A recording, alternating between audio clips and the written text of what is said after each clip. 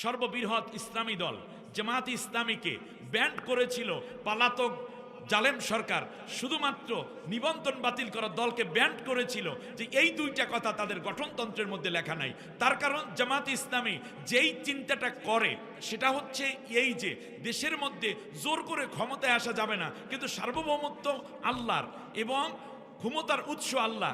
এইটা আমরা বললে যদি আমাদের নবীন তোমাদের নিবন্ধন বাতিল করতে পারো, কিন্তু আমরা এইটার সাথে কম্প্রোমাইজ করব না। এটা না করার কারণেই তাদের নিবন্ধন বাতিল করে 4 দিন পর এই জালেম সরকার বিদেশে পালাই যেতে বাধ্য হয়েছে, ঠিক কিনা বলেন?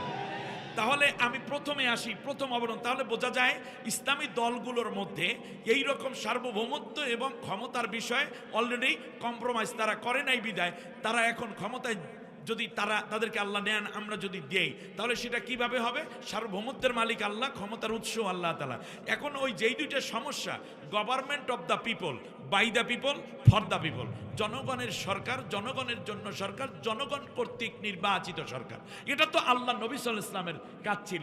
আল্লাহ নবী সর্বপ্রথম ক্ষমতায় গেছেন সশস্ত্র সংগ্রামের মাধ্যমে নাকি জনগণের সমর্থন নিয়ে?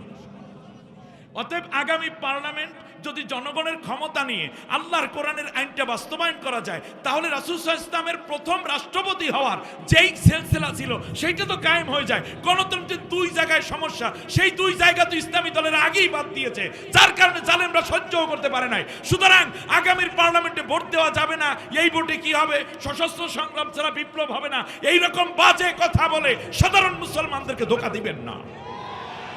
আমার আপনার নবী তো প্রথম রাষ্ট্র কায়েম করেছেন একটি গণতান্ত্রিক পদ্ধতিতে, যেখানে সার্বভৌমত্ব এবং ক্ষমতার প্রশ্নে আল্লাহর নবী ছিলেন অটুট, কারণ সার্বময় ক্ষমতার অধিকারী কে? তাহলে আপনি এখন যে বলতেছেন যে ভোটও দিতে যাবে না, তাহলে তো বাতিলরা পাশ করে ফেলবে, ঠিক না? আপনার আর কোরআনের কথা বলার অবস্থা থাকবে না। রাসূল সাল্লাল্লাহু আলাইহি ওয়াসাল্লাম মদিনা সনদ করেছেন, সেখানে আপনি দেখুন একেবারে রাসূল সাল্লাল্লাহু আলাইহি ওয়াসাল্লামের প্রতিষ্ঠিত একটি রাষ্ট্র কোরআন দিয়ে চলে। এরপরেও আমার দিকে তাকান, যারা এরকম ভুলভাল বোঝাচ্ছেন তারা শুনুন, জাতির মধ্যে আপনারা বিভ্রান্তি ছড়াবেন না, যুব সমাজকে সহিংসতায় লিপ্ত করাবেন না। আপনি সশস্ত্র সংগ্রাম করবেন কার বিরুদ্ধে? একটা প্রমাণ দেন আল্লাহ নবী সাল্লাল্লাহু আলাইহি ওয়াসাল্লাম মদিনাবাসীর বিরুদ্ধে লড়াই করেছে, নাকি আল্লাহ নবী সেখানে সনদ তৈরি করে আপোষ করেছেন?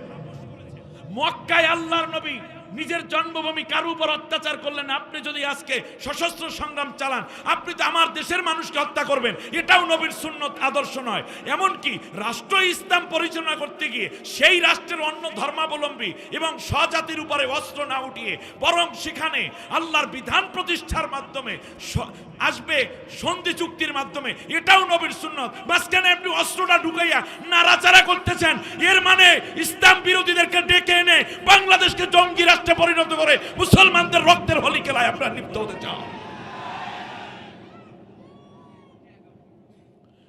একটু জিকির করি লা ইলাহা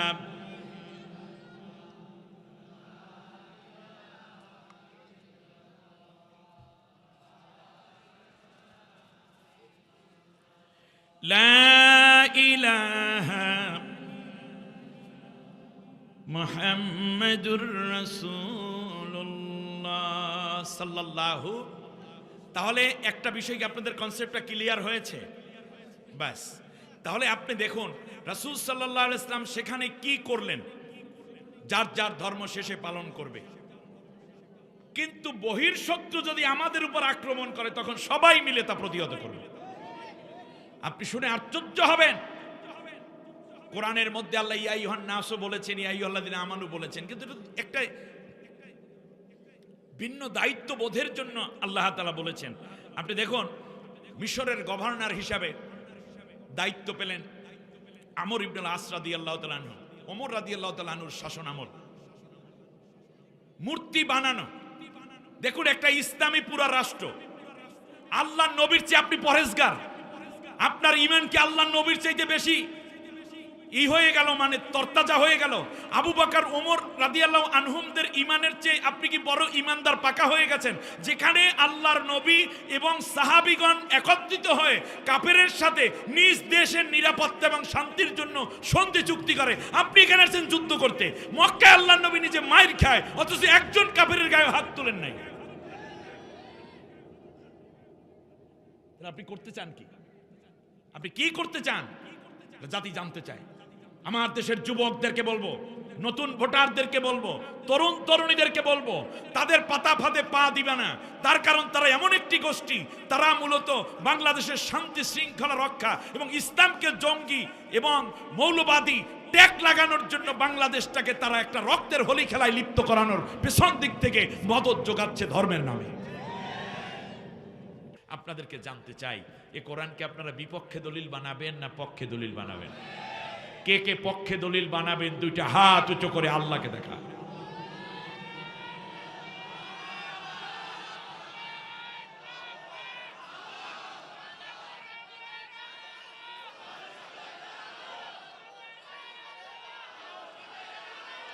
আল্লাহ তুমি কবুল করো, বলেন আমিন।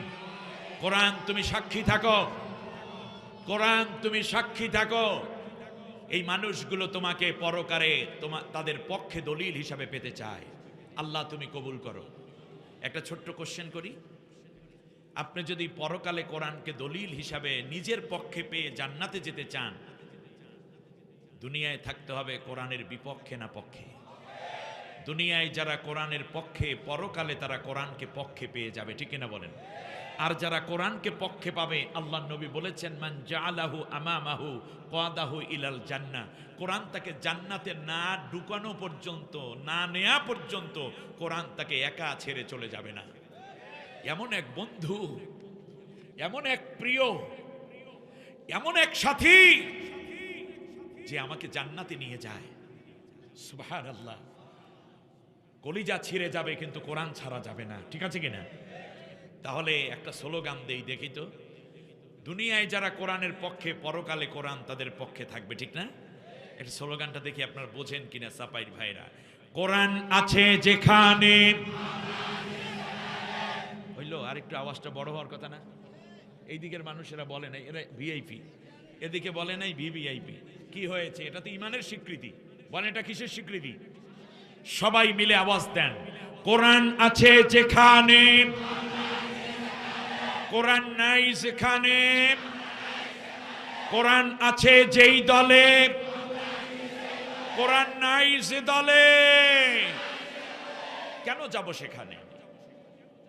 কোরআন, আমি যদি কোরআনকে বাদ দেই আমার সব আমল বাদ হয়ে যায়। আনতাহবাতা আমালুহুম হাল ইউজজাউনা ইল্লা মা কানু ইয়ামালুন।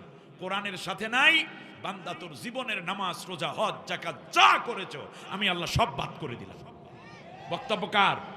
কে আছে তোমাকে সওয়াব দিবে? আবার আল্লাহ প্রশ্ন করেন, কে আছে সওয়াব দিবে? শুধু তাই না, বান্দা বলবে আল্লাহ একটু মেপে দেখাও না। আল্লাহ বলবেন ফালা নুকিমু লাহুম ইয়াউমাল কিয়ামাতে ওয়াজনা। তোমার জন্য কোন নেকিবদি মাপার জন্য আমি আমার দাড়ি পাল্লা মিজানকে আমি ব্যবহারই করব না, কারণ তুমি কোরআন বিরোধী, তোমার আমল পুরোপুরি জিরো হয়ে গেছে। আল্লাহ রাব্বুল আলামিন বলবেন তারে অন্ধ করে দেব। আমান আ'রাদা আন যিকরি ফাইন্না লাহু মাঈশাতান দানকা ওয়া নাহশুরুহু ইয়াউমাল কিয়ামাতি আ'মা। সে অন্ধ হয়ে যাবে, বলবে আল্লাহ দুনিয়া আমার চোখ ছিল, ওয়াকাদ কুনতু বাসীরা, আজকে অন্ধ আমার চোখ ছিল। আল্লাহ তাআলা বলবেন তুমি আমার কোরআন থেকে অন্ধ ছিলা, কোরআনের দিকে ডাক দিত অন্ধের মতো, অন্যদিকে চলে যাইতে, কোরআনের আহ্বানে সাড়া দাও নাই, কোরআনের আইন প্রতিষ্ঠার দলে তুমি যোগদান করনি, কোরআনের জন্য কত মানুষ জীবন দিল আর তুমি কোরআনের বিরোধিতাই করে গেলা। কোরআনের সাথে অন্ধের মতো ব্যবহার করার কারণে আজকে তোমাকে আমি বাস্তব অন্ধ বানাই দিলাম। আমি জামাল উদ্দিন অন্য কিছুর কথা বলতে আসিনি। বিশ্বাস করুন কোরআন আমার সামনে, আমি আপনাকে হেদায়েত দিতে পারবো না, কিন্তু কোনটা হেদায়েত সেটা বলে যাও আমার দায়িত্ব। আর হেদায়েত দিবেন আপনাকে আল্লাহ, কিন্তু আপনি চান কিনা হেদায়েত এটা আল্লাহ দেখতে চান।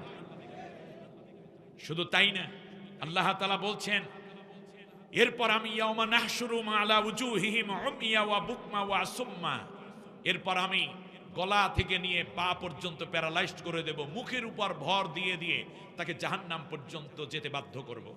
কোরআনহীন মানুষদেরকে জাহান্নামের ফেরেশতারা জিজ্ঞেস করবে আলামি আতিকুম রাসূল, তোমাদের কাছে কি এমন কেউ আসেনি?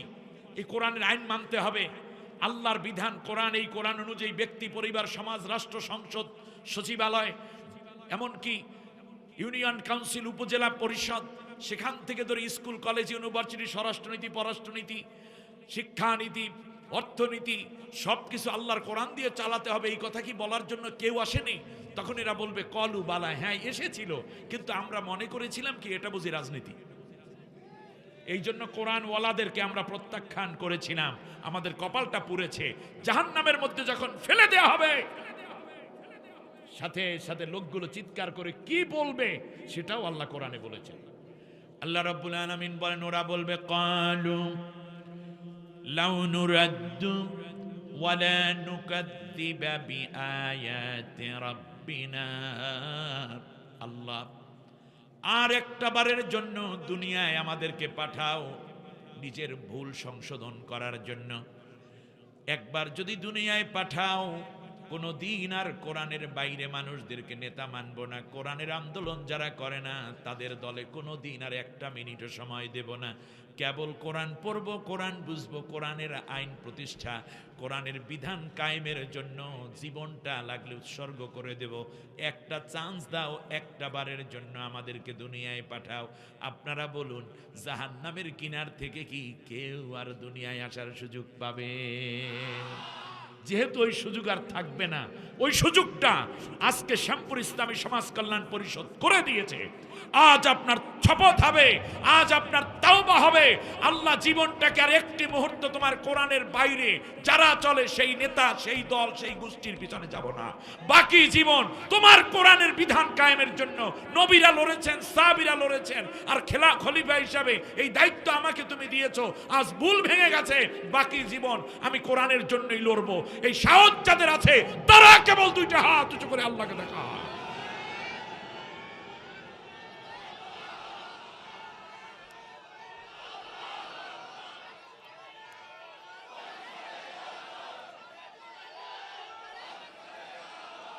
আল্লাহ তুমি কবুল করো, আল্লাহ তুমি আমাদেরকে কবুল করো। সম্মানিত ভাইয়েরা, এরপরে কোরআনের বাইরে যাদের জীবন, কবরের জীবনে হবে কষ্ট। কোরআন মামলা করে দিবে, আরে এই কোরআনটা কত জীবন্ত রে ভাই, এ কোরআন আমার সাথে কথা কয়, এ কোরআন আমার চোখের পানি বুঝে, আমার হৃদয়ের ভাষা বুঝে, আমার আবেগ বোঝে, এ কোরআন আমার সাথে প্রতিনিয়ত কথা বলে। লিয়ুনজিরা মান কানা হাইয়া ওয়া ইয়াহিক্কাল কাউলু আলাল কাফিরিন। কোরআন শুধু নিজে জীবিত না, বরং মরা আত্মাগুলোকে কোরআন জীবন্ত করে দেয়। আপনি কোরআনের বাইরে চলে গেলেন কেন মুসলমান? আল্লাহর নবী বলেছেন, কোরআন এর পক্ষের মানুষগুলো যারা কবরের মধ্যে যখন রেখে দেয়া হয়, কেউ তার সাথে যায় না, কর্মীর সাথে নেতা যায় না, নেতার কবরে কর্মী যায় না। যায় নাকি আপনাদের কথা বলেন? জোর যায় না। কেউ যায়? বাবার কবরে ছেলে যায়, ছেলের কবরে বাবা যায়, স্বামীর কবরে স্ত্রী যাবে, স্ত্রীর কবরে স্বামী যাবে। একটা জিনিস আপনি দুনিয়া থেকে নিয়ে যেতে পারবেন, তার নাম কোরআন। কবরে নেওয়ার দরকার নাই, আপনার সাথে কোরআন অল্প চলে মাথার পাশে বসে যাবে। নবীজি বলেছে, ইয়াজলুসু আলা রাসি, মাথার খুব নিকটে বসে যায় কোরআন। এবার জিজ্ঞেস করে ফেরেশতারা, আমার রব্বুক, কে তোমার রব? কোরআন বলবে, আমার বন্ধুরে ডিস্টার্ব করিস না রে, আমার দোস্ত রাত্রে ঘুমাইতে পারে নাই বাড়িতে, আমার কথা বলার অপরাধে মিথ্যা মামলায় ঘর বাড়ি সারা করেছে, জেলের প্রকোষ্ঠে ছিল, আর যত কোশ্চেন আছে আমাকে কর, আমি সব জবাব দিয়ে দেব। প্রথম কোশ্চেন, মার রব্বুক? কোরআন বলবে, আলহামদুলিল্লাহ রব্বিল আলামিন, রব্বুস সামাওয়াতি ওয়াল আরদ, সুবহানা রব্বিকা রব্বিল ইজ্জাতি আম্মা ইয়াসিফুন। প্রিয় ভাইয়েরা বলুন, এ যারা রব বুঝায় কাকে? এরকম 133 আয়াত তেলাওয়াত হবে। দ্বিতীয় কোশ্চেন, অমা দীনুক? কোরআন বলবে, ইন্নাদ দীনা ইনদাল্লাহিল, কোরআন তার ভাষায় বলবে। তৃতীয় কোশ্চেন, অমান নাবিয়ুকা? কোরআন বলবে, অমা মুহাম্মাদুন ইল্লা রাসূল। সুবহানাল্লাহ বলেন। ফেরেশতারা দারুণ খুশি হয়ে বলবে, আলবিসুবিল জান্নাহ, ও জান্নাতের অন্য ফেরেশতারা আসো, এই ব্যক্তির শরীরের মধ্যে জান্নাতের পোশাক জড়াইয়া দাও। ও আফরিসুবিল জান্নাহ, এর পিঠের নিচে জান্নাতের বিছানা বিছাইয়ে দাও। সুবহানাল্লাহ পড়েন না? আপনি কি এরকম হইতে চান না? তাহলে আসতে হবে কোন দলে? কোরআনের দলে, ইসলামের দলে। যে দলই নাম যাই হোক, যারা কোরআনের পক্ষে থাকে আমরা তাদের পক্ষে আছি। ক্লিয়ার কথা? কোনো ভেজাল আছে? এর বাইরে গেছেন তো নিজের কপালটা নিজে পড়েছেন। কোরআন বলবে, ফেরেশতারা বলবে নুম কানাউমিল উরুস, বাসর রাতে দুলহা যেমন শেষ প্রহরে ঘুমিয়ে পড়ে তুমি সেইভাবে ঘুমাও। কোরআন বলবে দোস্ত ঘুমাইতে যাব জান্নাতে, এখানে না। সুবহানাল্লাহ। আর যারা কোরআনের বিপক্ষে তাদের বিরুদ্ধে কোরআন মামলা করবে। হাদিসটা শুনেন, বিশ্বাস হবে তো? মুসলিম শরীফের হাদিস, নবী বলেছেন ইয়াকুলুল কোরআনু ইয়া রাব্বাল আলামিন ইন্না আবদাকা হাদা ইত্তাখাযানি মাহজুরা ফাকুদি বাইনি ওয়া বাইনাহু। আল্লাহ, এই তোমার সেই বান্দা যে দুনিয়ায় আমাকে পড়ে নাই, আমাকে ধরে নাই, আমাকে বোঝে নাই, আমাকে খোঁজে নাই, আমার পথে চলে নাই। আজকে তার বিরুদ্ধে তোমার কাছে আমি মামলা দায়ের করে দিলাম, তার এবার আমার মাঝে বিচার ফয়সালা করে দাও। ফাকুদি বাইনি ওয়া বাইনাহু।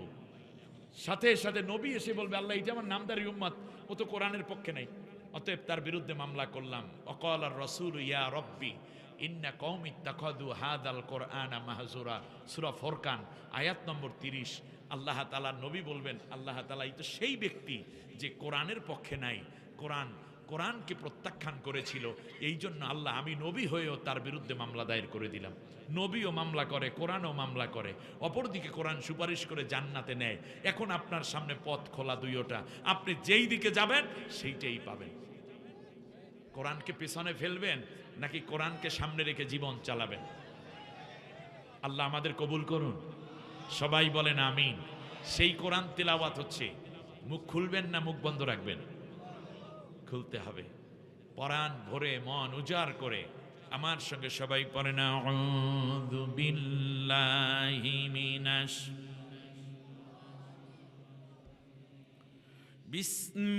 বিসমিল্লাহির রাহমানির রাহিম। ইন্নাল্লাহা ওয়া মালাইকাতাহু ইউসাল্লুনা আলান নবী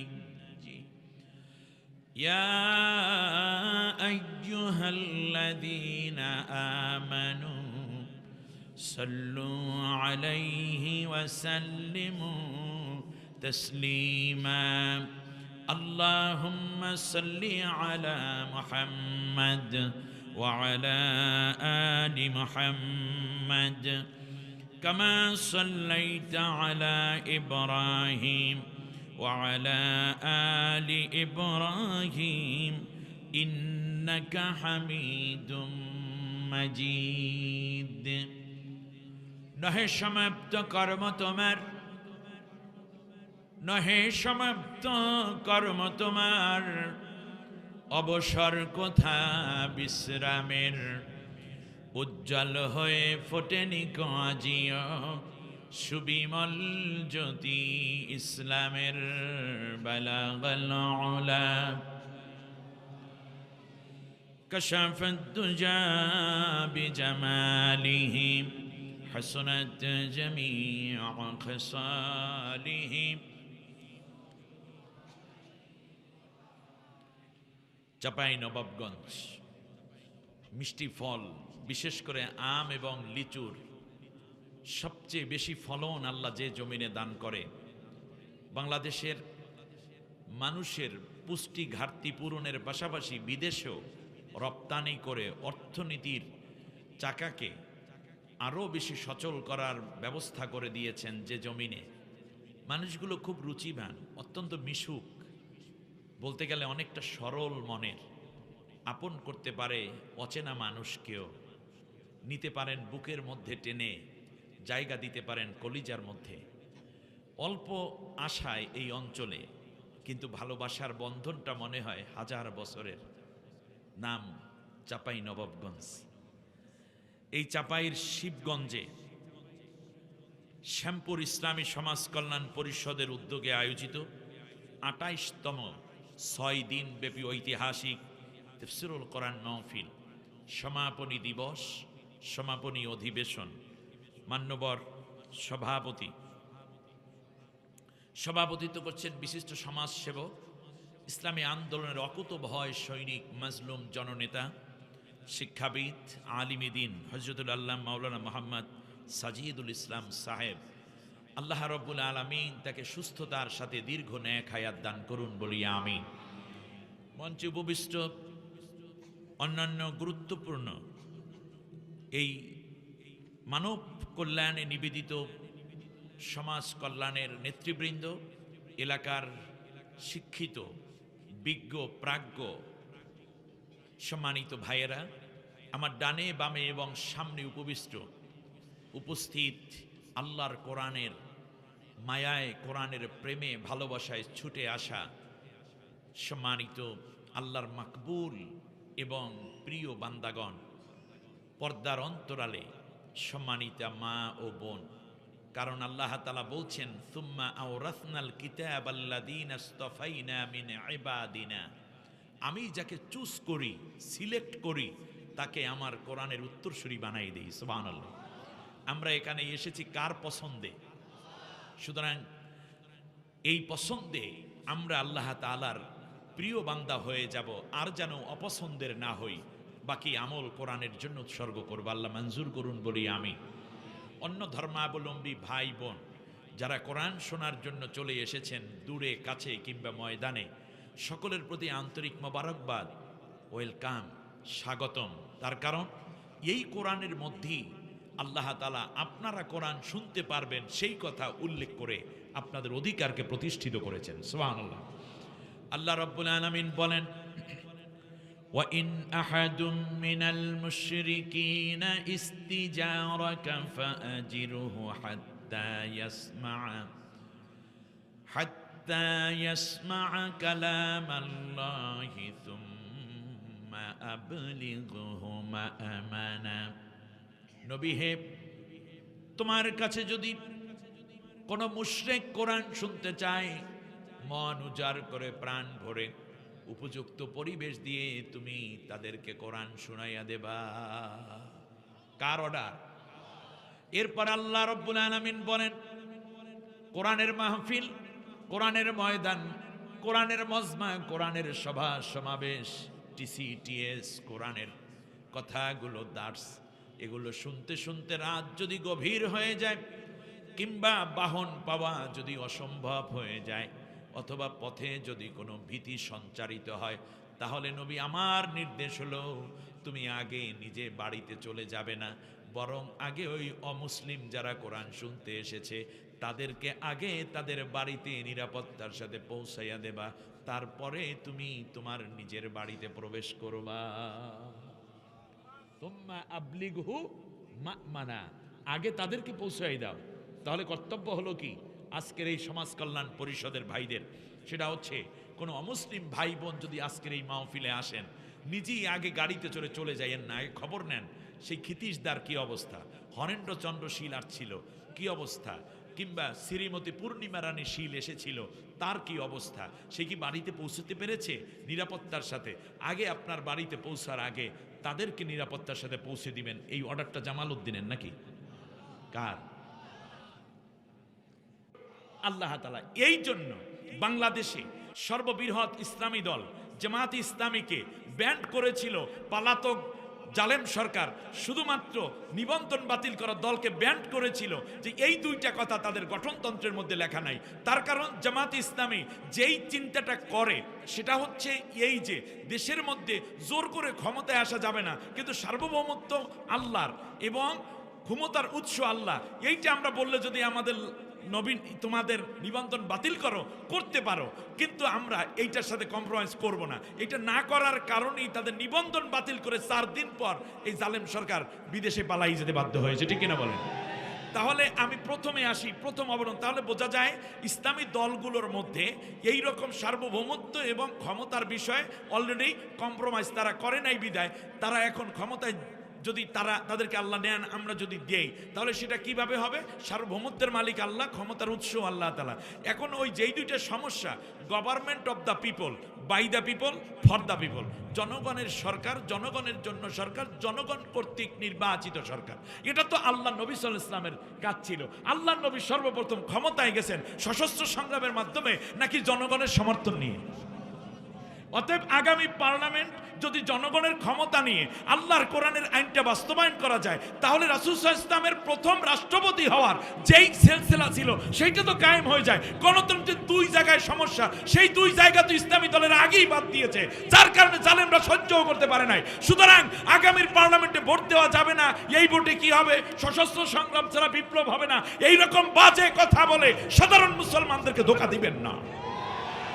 আমার আপনার নবী তো প্রথম রাষ্ট্র কায়েম করেছেন একটি গণতান্ত্রিক পদ্ধতিতে, যেখানে সার্বভৌমত্ব এবং ক্ষমতার প্রশ্নে আল্লাহর নবী ছিলেন অটুট, কারণ সার্বময় ক্ষমতার অধিকারী কে? তাহলে আপনি এখন যে বলতেছেন যে ভোটও দিতে যাবে না, তাহলে তো বাতিলরা পাশ করে ফেলবে, ঠিক না? আপনার আর কোরআনের কথা বলার অবস্থা থাকবে না। রাসূল সাল্লাল্লাহু আলাইহি ওয়াসাল্লাম মদিনা সনদ করেছেন, সেখানে আপনি দেখুন একেবারে রাসূল সাল্লাল্লাহু আলাইহি ওয়াসাল্লামের প্রতিষ্ঠিত একটি রাষ্ট্র কোরআন দিয়ে চলে। এরপরেও আমার দিকে তাকান, যারা এরকম ভুলভাল বোঝাচ্ছেন তারা শুনুন, জাতির মধ্যে আপনারা বিভ্রান্তি ছড়াবেন না, যুব সমাজকে সহিংসতায় লিপ্ত করাবেন না।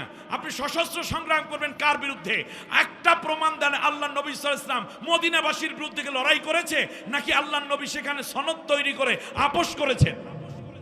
মক্কায় আল্লাহর নবী নিজের জন্মভূমি কার উপর অত্যাচার করলেন? আপনি যদি আজকে সশস্ত্র সংগ্রাম চালান, আপনি তো আমার দেশের মানুষকে হত্যা করবেন, এটাও নবীর সুন্নত আদর্শ নয়। এমনকি রাষ্ট্র ইসলাম পরিচালনা করতে গিয়ে সেই রাষ্ট্রের অন্য ধর্মাবলম্বী এবং স্বজাতির উপরে অস্ত্র না উঠিয়ে বরং সেখানে আল্লাহর বিধান প্রতিষ্ঠার মাধ্যমে আসবে সন্ধি চুক্তির মাধ্যমে, এটাও নবীর সুন্নত। মাঝখানে আপনি অস্ত্রটা ঢুকাইয়া নাড়াচাড়া করতেছেন, এর মানে ইসলাম বিরোধীদেরকে ডেকে এনে বাংলাদেশকে জঙ্গি রাষ্ট্রে পরিণত করে মুসলমানদের রক্তের হোলি খেলায় আপনারা লিপ্ত হতে চান।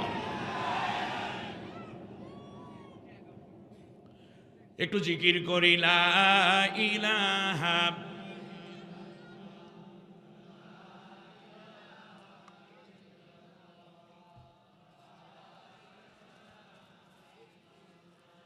লা ইলাহা মুহাম্মাদুর রাসূলুল্লাহ সাল্লাল্লাহু। তাহলে একটা বিষয় কি আপনাদের কনসেপ্টটা ক্লিয়ার হয়েছে?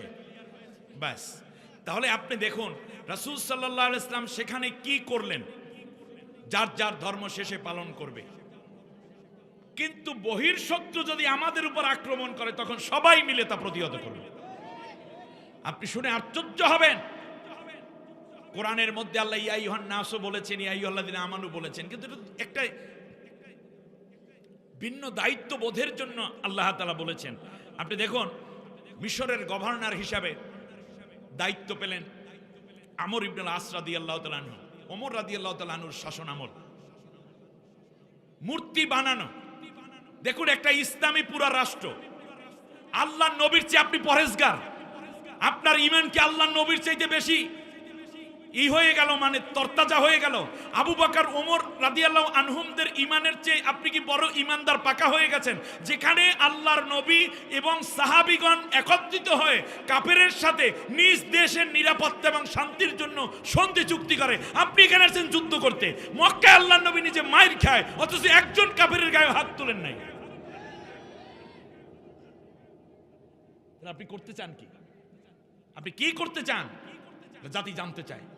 আমার দেশের যুবকদেরকে বলবো, নতুন ভোটারদেরকে বলবো, তরুণ তরুণীদেরকে বলবো, তাদের পাতা ফাঁদে পা দিবে না।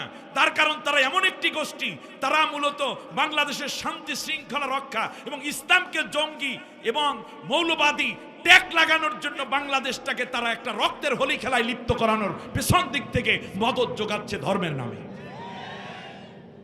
করা যাবে না, আমার স্পষ্ট কথা। আমি কাউকে আর অভিযুক্ত করছি না। আল্লাহ নবী সাল্লাল্লাহু আলাইহি ওয়াসাল্লাম মুশরিকদের, ইহুদিদের, তাদের সবাইকে নিয়ে রাষ্ট্র চালায়। নবী নিজে মেনে নিলেন সবাইকে নিয়ে দেশ চলতে হবে, আর আপনি মাঝখান থেকে গরম মেজাজ হয়ে গেলেন। আল্লাহ তাআলা বলছেন, ওয়ালা, শুনুন, ওয়ালা তাসুব্বুল্লাযীনা ইয়াদউনা মিন দুনিল্লাহি ফায়াসুব্বুল্লাহ আদওয়াম বিগাইরি ইলম। ও আমার ঈমানদার বান্দা বান্দিরা, তোমরা মুশরিকদের, যারা মূর্তি পূজা করে, দেবদেবীর পূজা করে, চন্দ্র সূর্যের গাছপালা পাহাড় সমুদ্রের পূজা করে, গরু ছাগল পূজা করে, তোমরা তাদের মূর্তিগুলাকে গালি দিবা না। নিষেধ করেছেন কে? গালি দিতে নিষেধ করেছেন। আর আপনি চান তাদেরকে মাইরা ফেলাইতে।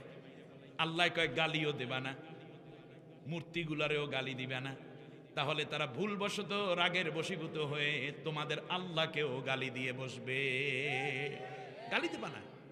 তাহলে আপনি দেখুন, মিশরের গভর্নর আমর ইবনুল আস রাদিয়াল্লাহু তাআলা আনহু, ওমর রাদিয়াল্লাহু তাআলার শাসন আমল, একটা গির্জার মধ্যে কিংবা এই যে হিন্দু মুশরিকদের যে ইয়েটা থাকে, এটা কি জানো, মূর্তি থাকে, মন্দিরের মধ্যে মূর্তি, কে বা কারা একটা মূর্তির নাক ভাঙ্গা ফেলাইছে। নাক ভাঙ্গা মূর্তি নিয়ে আমর ইবনুল আসের কাছে অভিযোগ দায়ের করলো পুরোহিতরা যে আমাদের মূর্তির নাক ভাঙ্গা ফেলাইছে, যে ভাঙছে তার বিচার করতে হবে। কারণ তারা জানতো এই রাষ্ট্রে ন্যায় বিচার হয়, এটা ইসলামী রাষ্ট্র। সুবহানাল্লাহ। আমর ইবনুল আস গোয়েন্দা লাগিয়ে দিলেন, প্রশাসনের লোকদেরকে ডাকলেন, তন্ন তন্ন করে খোঁজে, কিন্তু কে নাকটা ভাঙছে তা খুঁজে পাওয়া আর গেল না।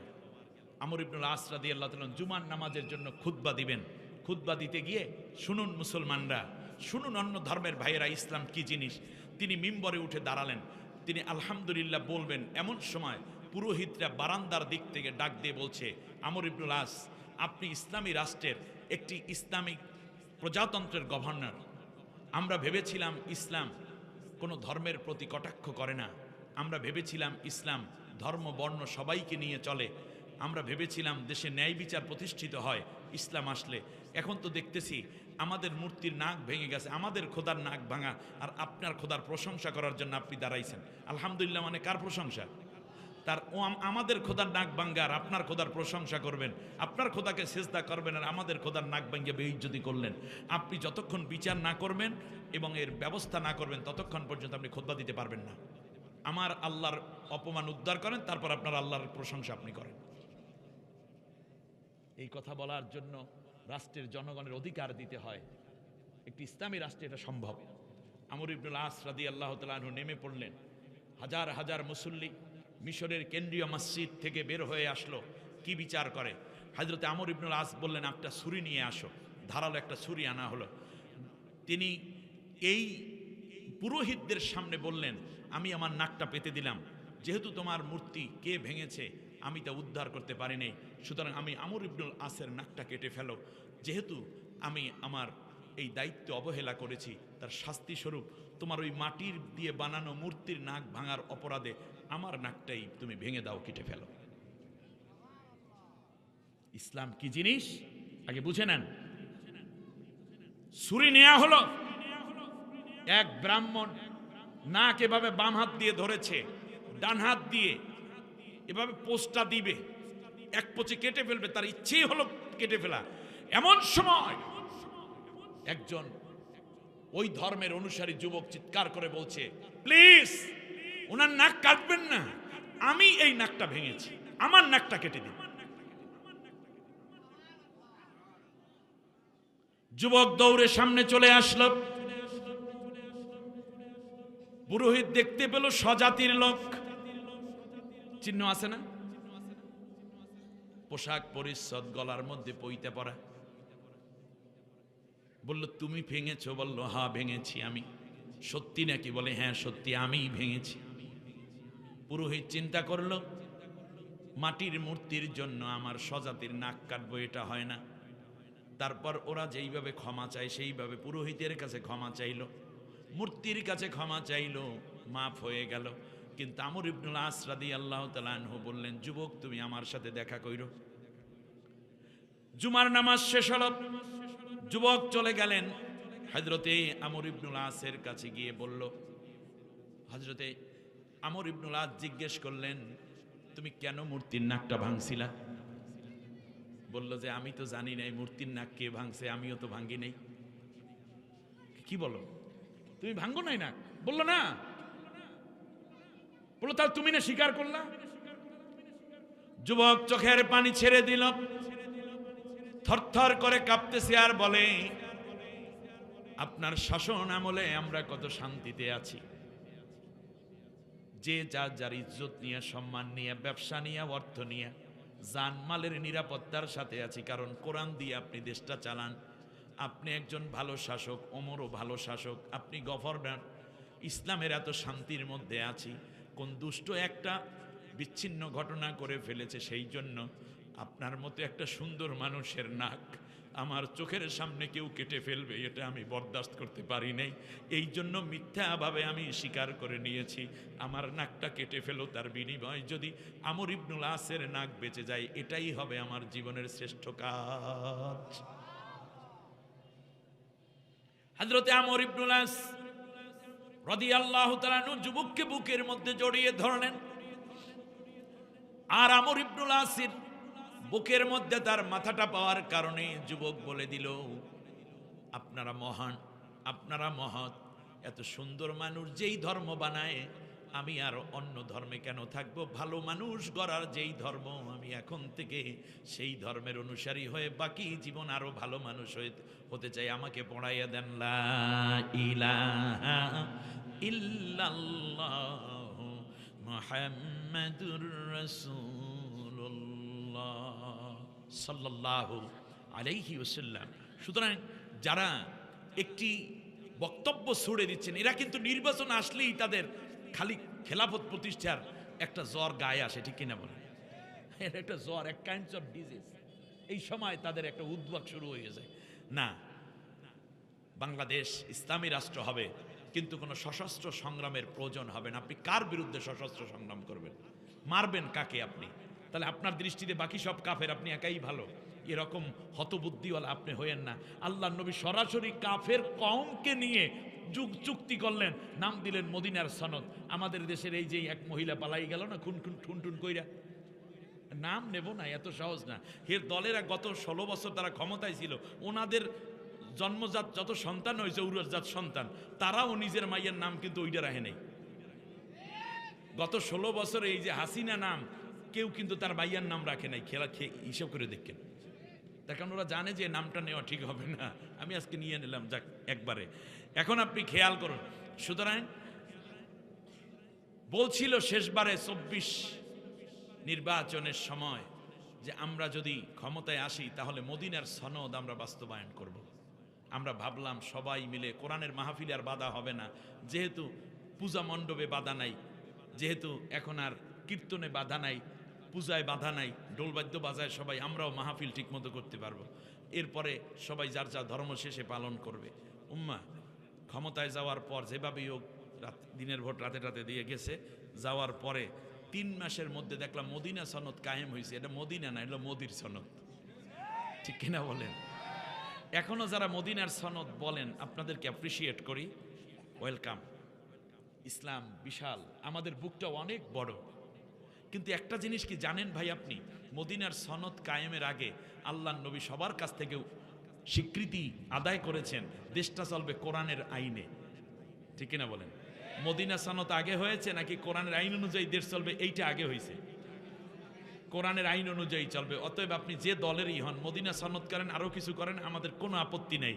শুধুমাত্র একটা স্বীকৃতি দেন, আপনি মুসলমান হিসাবে, একজন মমিন হিসাবে, আপনি আমার দিনী ভাই হিসাবে, আপনি মুসলমান মা বাবার সন্তান হিসাবে, একজন বিবেকবান মানুষ হিসাবে, নামাজি রোজাদার মানুষ হিসাবে শুধুমাত্র একটা ওয়াদা করেন, আগামীর পার্লামেন্ট আমরা ক্ষমতায় গেলে আল্লাহর কোরআন অনুযায়ী চলবে এবং মদিনার সনদের আলোকে ঐক্য গড়ে তুলব।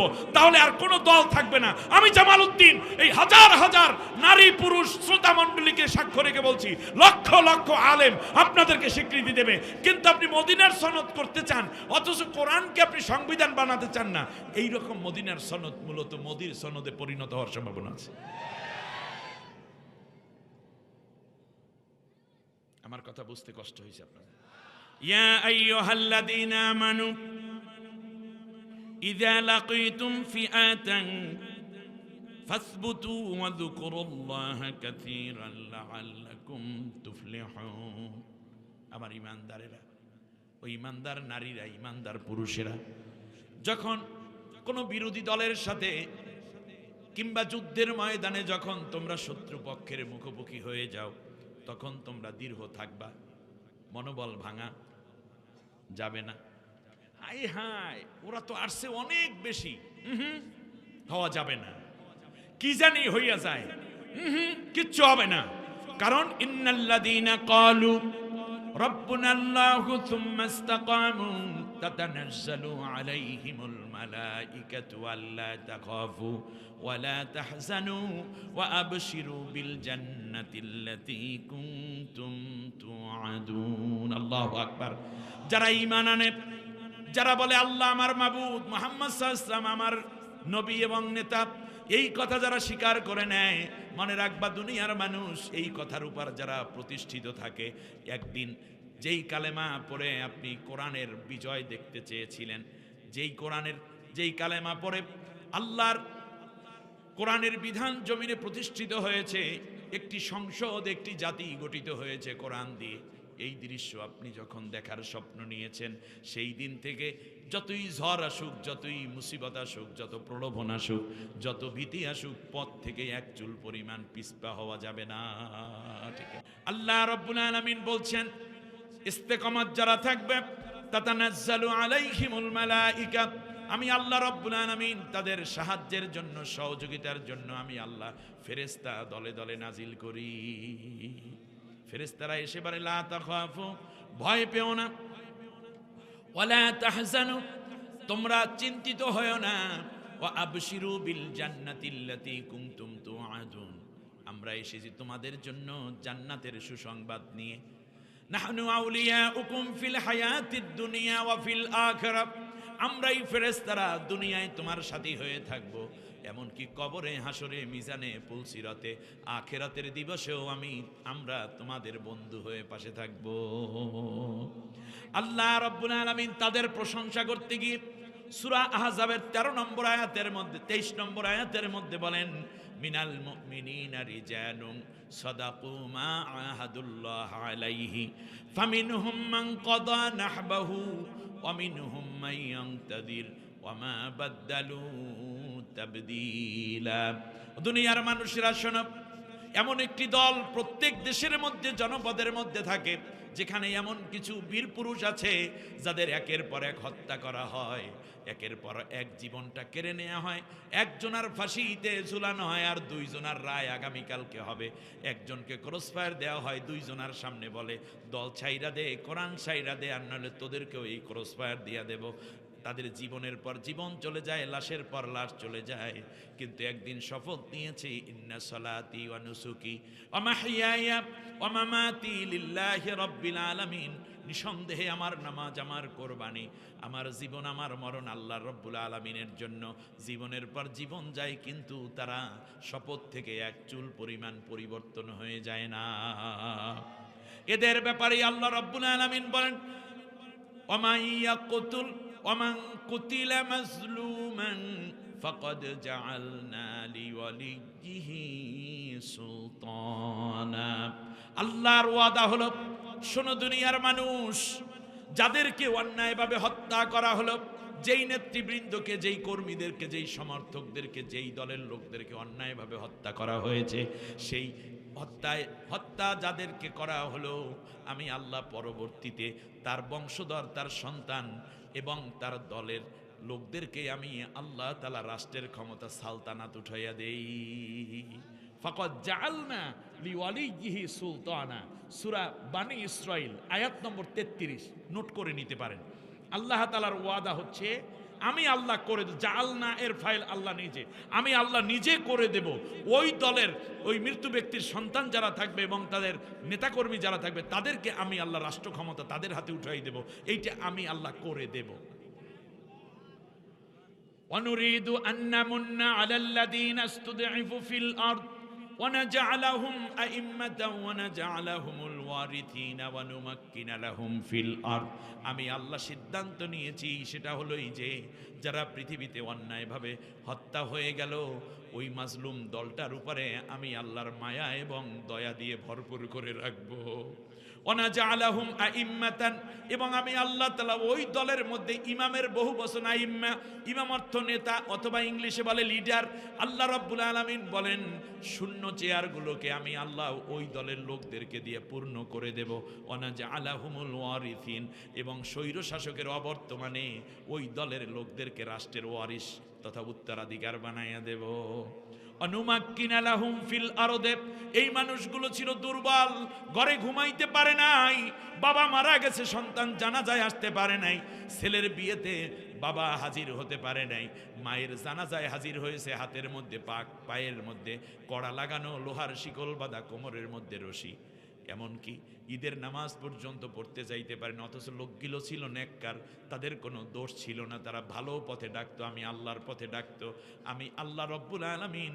এমন একটা সময় গেছে জালেমরা তাদেরকে দুর্বল করে রেখেছে, ওদের পরাজয় করাইয়া আমি আল্লাহ এই ছোট্ট দলটাকে আমি আল্লাহ শক্তিশালী করে দেব। ওয়াদাকার। সূরার নাম সূরা কসাস, আয়াত নম্বর 3 থেকে 5, 3, 4, 5 এই 3টা আয়াত সূরা কসাস থেকে পড়ে নেবেন আমার ভাইয়েরা। আল্লাহ রব্বুল আলামিনের হাবিব বলেছেন, দুনিয়ার মানুষেরা শোনো, ফাত্তাবিউস সাওয়াদাল আযম ফাইন্নাহু মান শাদ্দা শাজ্জা ফিন্নার। দেশের মধ্যে যখন একটা সুন্দর পরিবেশ তৈরি হয়ে যাবে, তখন তোমরা ইসলামী হুকুমত কায়েমের জন্য যেই দলটা বেশি আগাইয়া আছে সেই দলকে তোমরা আরো শক্তিশালী করে তাদের অনুসারী হয়ে যাবা। এমন একটা সুযোগ যদি আসে, আগামী দিনই কোরআনের রাজ কায়েম হচ্ছে, এরপরেও যদি কোনো ফতুয়া দিয়া, মাসআলা দিয়া কিংবা দল অথবা মতের দিকে তাকাইয়া এই সুযোগকে হাতছাড়া করো, আমি নবী বেগলাম, তাহলে তুমি কিন্তু জাহান্নামী হয়ে যাবা। অতএব ময়দানে যখন থাকবেন তখন দৃঢ় থাকতে হবে, সেটা ময়দানুল কেতাল হোক, ময়দানুল দাওয়াত হোক, কিংবা ময়দানুল সমর্থন হোক। সুবহানাল্লাহ বলেন।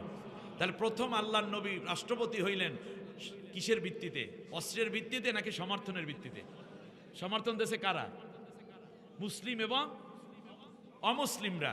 তাহলে আগামীর পার্লামেন্টে যদি সবাই মিলে কোরআনের পক্ষকে সমর্থন দেয়, তাহলে রাসূল সাল্লাল্লাহু আলাইহি ওয়াসাল্লাম প্রথম রাষ্ট্র যেই প্রধান হলেন, নবী সাল্লাল্লাহু আলাইহি ওয়াসাল্লামের পার্লামেন্টের সাথে এই পার্লামেন্টের পদ্ধতি পুরো মিলে যাবে। তাই মাঝখানে অস্ত্র ঢুকান কেন? দরকারটা কি? সেইটা কোন আগে। আল্লাহু আকবার। এবারে আসেন, তাদের আরেকটা যুক্তি হলো আফগানিস্তান। আচ্ছা বলেন তো দেখি, আফগানিস্তানের মুজাহিদরা 21 বছর লড়াই করছে, খোদ আফগানিস্তানের ভিতরে কোনো নারী, পুরুষ, যুবক কিংবা বৃদ্ধকে হত্যা করেছে? তারা হত্যা করেছে কাদেরকে? অর্থাৎ বহিঃশত্রুকে। আমার দেশে যদি কোনো পার্শ্ববর্তী রাষ্ট্র এসে হামলা করতে চায়, আমার জমিন যদি দখল করতে চায়, আমার মা বোনের ইজ্জত যদি ছিনিয়ে নিতে চায়, তাহলে ধর্ম বর্ণ নির্বিশেষে আবাল বৃদ্ধ বনিতা যা আছি, যার যা আছে তা নিয়ে মোকাবেলা করব, তাতে কোনো দ্বিধা করব না। ঠিক কিনা বলে? স্বদেশের বিরুদ্ধে যুদ্ধের উস্কানি কেন দেন? মোটেও ঠিক হবে না। আমার বিনীত এই বক্তব্যটুকু আশা করি তাদের কানে যাবে, যারা রেকর্ড করে নিয়েছেন।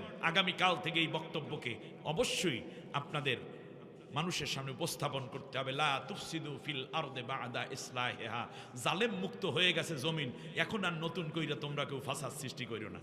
কিন্তু এরপরেও জালেমদের কিছু প্রেতাত্মা এবং চেলা চামুন্ডা রয়ে গেছে, যারা আমাদের হাদিকে হত্যা করেছে, তারা জানে না। এবং খুলনাতে এনসিপির আহ্বায়ক তারও মাথায় গুলি করেছে, তার কারণ তারা জুলাই যোদ্ধা ছিলেন। জুলাই যোদ্ধাদের একটা স্লোগান ছিল কোটা না মেধা। বলেন কোটা না মেধা? মেধা থাকে কোথায়? এই জন্য ওরা মাথায় এখনো গুলি করে। কিন্তু তারা জানে না এই মেধার মধ্যে প্রায় 7.5 কোটি নিউরন রয়েছে। কত? আপনার মাথার ভিতর কত? আপনার পাশের জনার কত? আমার কত? তোমরা হাদিকে হত্যা করেছো, মাথার ব্রেইনটাকে এপাশ থেকে গুলি ঢুকে এপাশ থেকে বের হয়ে গেছে, ব্রেইনটাকে ওটা আটকা ছিল, গুলি করার মাধ্যমে ব্রেনটা ছড়িয়ে গেছে। সুতরাং মনে রাখতে হবে 8 কোটি হাদি সেই দিনই তৈরি হয়ে গেছে যেই দিন হাদির ব্রেন বাইরে চলে আসছে। কারণ 8 কোটি দিয়ে আল্লাহ রাব্বুল আলামিন 8 কোটি নিউরন দিয়ে ব্রেন তৈরি করেছেন। সুতরাং 8 কোটি হাদি বাংলাদেশে বর্তমান অবস্থান করছে। তোমরা আমার হাদিকে নিয়েছো, কিন্তু মনে রাখবা হাদির চেতনা, চিন্তা এবং কোরআনের যেই চেতনা নিয়ে আজ ময়দানে মানুষের অবস্থান করতেছে, কোনোদিন 1 ইঞ্চি জমি ভারতের কাছে বর্গা দেওয়া হবে না, পদানত করা হবে না, জীবন যাবে। ঠিক কিনা বলে? কি কয়? মাথা ঠিক নেই ওদের। আমি অন্তর্বর্তীকালীন সরকারের প্রতি এই হাজার হাজার নারী পুরুষের পক্ষ থেকে আবেদন করতে চাই, হাদিকে যারা হত্যা করেছে তাদের খুঁজে বের করতেই হবে। দিনের বেলায় দিবালোকে আমার এমন একটি মেধাবী সন্তানকে হত্যা করালো যে কোরআনে হাফেজ, মাদ্রাসায় পড়ুয়া, ইউনিভার্সিটিতে পড়ুয়া, অনেকগুলো কোয়ালিটি তারা এইরকম মেধাবীদের করে হত্যা করে টার্গেট করে করে। এরপরে যদি পার পেয়ে যায় আগামীকালকে আপনাকেও হত্যা করবে, তারা পার পেয়ে যাবে। সুতরাং আমার দাবি হচ্ছে, আমাদের সকলের দাবি হচ্ছে, যে কোনো মূল্যে হোক, যদি ভারত গিয়ে থাকে, পালিয়ে থাকে, আমার দেশের সীমান্ত রক্ষী বাহিনী আছে, ডিবি আছে, ডিএসবি আছে, গোয়েন্দা আছে, এরপরে আমার দেশের সেনাবাহিনী আছে, নৌবাহিনী আছে, বিমান বাহিনী আছে, আমার দেশের সাধারণ পাবলিক আছেন। সুতরাং জনগণের কোটি কোটি টাকা নিয়েই আপনাদের বেতন হয়, আপনাদের বাসার খানা তৈরি হয়, আপনার স্ত্রীর গহনা তৈরি হয়, শাড়ি তৈরি, আপনার বাচ্চার স্কুলের বেতন দেন, খাওয়ান পড়ান এই জনগণের টাকা নিয়ে। শুধু তাই না, আপনার বেতন বোনাস তৈরি হয় এখান থেকে। সুতরাং ন্যূনতম কৃতজ্ঞতার জন্য হলেও হাদি হত্যাকারীদেরকে বের করা আপনাদের মোরাল এবং সবচেয়ে বড় নৈতিক দায়িত্ব এই জাতি মনে করে। হাদিকে যারা হত্যা করেছে তাদেরকে গ্রেপ্তার করে প্রকাশ্যে এনে চূড়ান্ত বিজয় এই জাতি দেখতে চায়।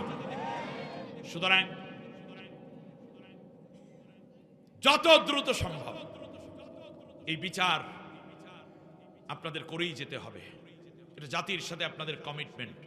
যদি মনে করেন হাদি ভারত পালিয়ে গেছে, তাহলে ভারত সরকারকে, ডক্টর ইউনূস সাহেব, আল্লাহ আপনাকে নেক হায়াত দিন, দোয়া করি বাকি জীবনটা যেন ইসলামের জন্য আল্লাহ কবুল করেন। কিন্তু আপনি পারবেন।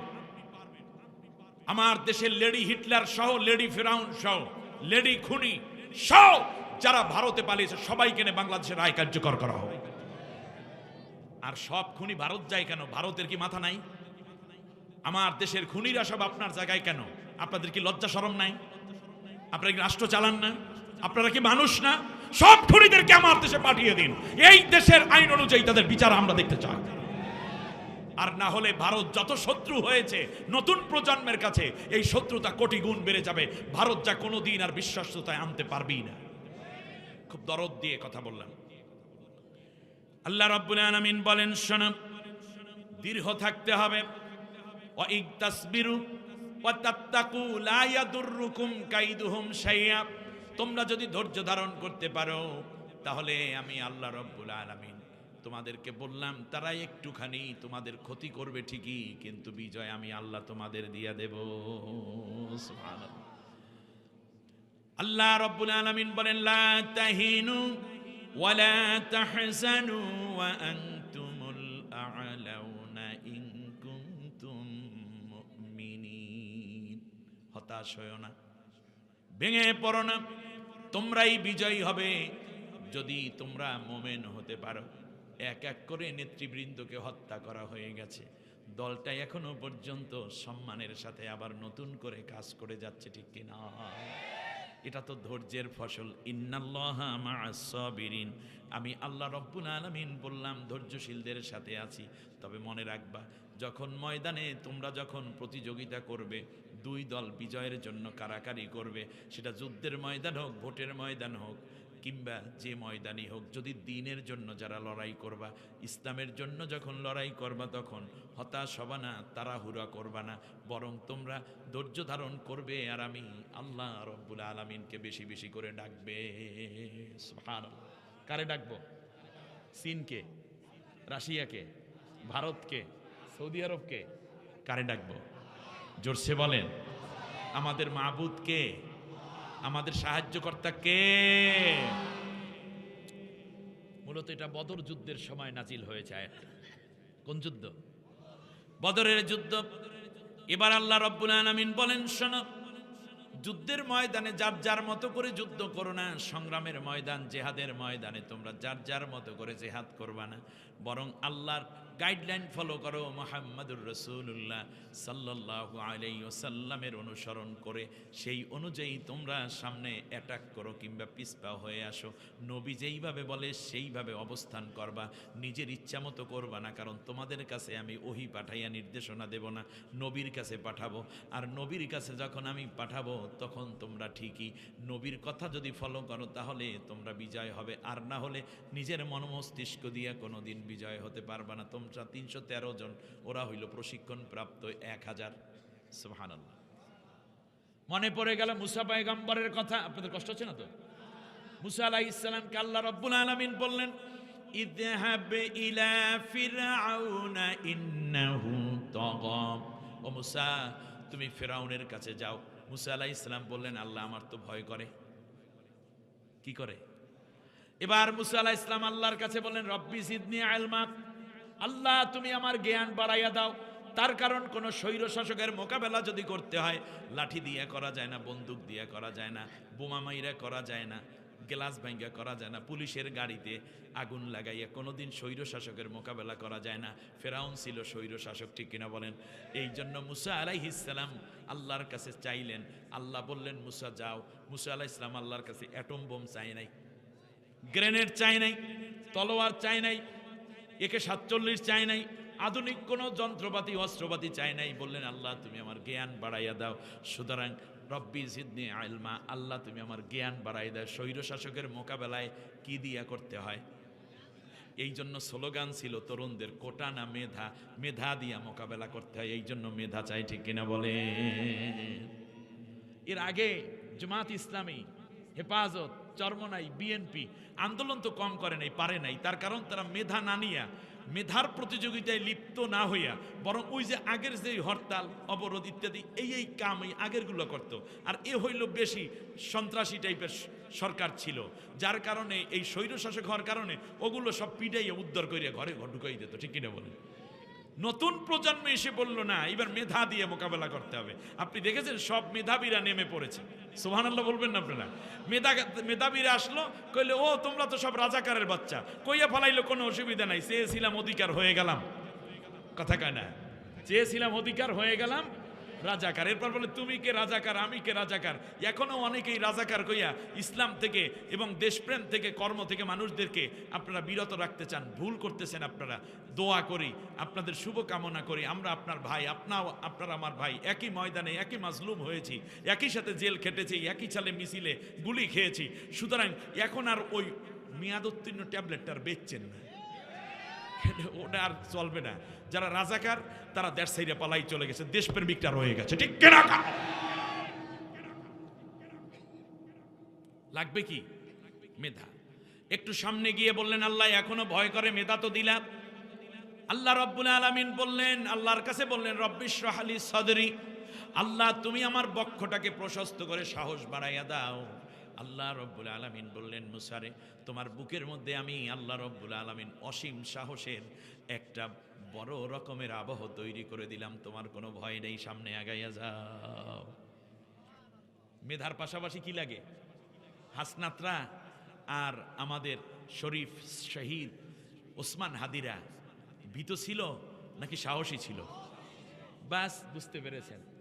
বাস আল্লাহ বললেন, এবার তোমার সাহসও বাড়াইয়া দিলাম, একটু সামনে যায়। আর আল্লাহ তাআলা বললেন, মুসা তো সাহস চাইয়া লইছে আল্লাহর কাছ থেকে, তাই না? কিন্তু আমাদের নবীকে আল্লাহ বলছে, আলাম নাশরাহ লাকা সাদরাক, নবী তুমি চাওয়ার আগেই কি আমি তোমার বুকে সাহস দেই নাই? সুবহানাল্লাহ।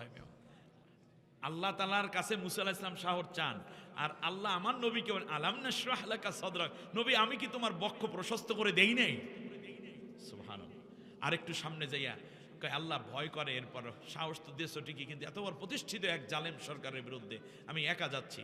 আল্লাহ রাব্বুল আলামিন বলেন, ওমা তিলকা বিয়ামিনিকা ইয়া মুসা, তাহলে সাহস আর জ্ঞান হইলে হবে না, এবার লাঠির মধ্যে কিছু কেরামত লইয়া লইতে হবে, ঠিক কিনা বলেন? তোমার হাতে ওটা কি? মুসা আলাইহিস সালাম বললেন, হিয়া আসাই, আল্লাহ এটা একটা লাঠি। আল্লাহ তাআলা বলেন, আলকিহা ইয়া মুসা, মুসা তুমি এটাকে ফেলে দাও। হায়াতুন তাসা, সাথে সাথে এটা একটা বড় অজাগারে পরিণত হলো। মুসা আলাইহিস সালাম দৌড়ায়। আল্লাহ রাব্বুল আলামিন বললেন, খুযহা লা তাখাফ সানুঈদুহা সিরাতাহাল উলা, ও মুসা তুমি এইটাকে আগে ধরো, ভয় পাইও না। আপনি দেখেন, আমরা যখন কাউকে বলি ভয়ের জিনিস, তখন এই ভয় পাইস না, ধর। আর আল্লাহ বললেন, ধর, ভয় পাইস না। এটা কেন বললেন?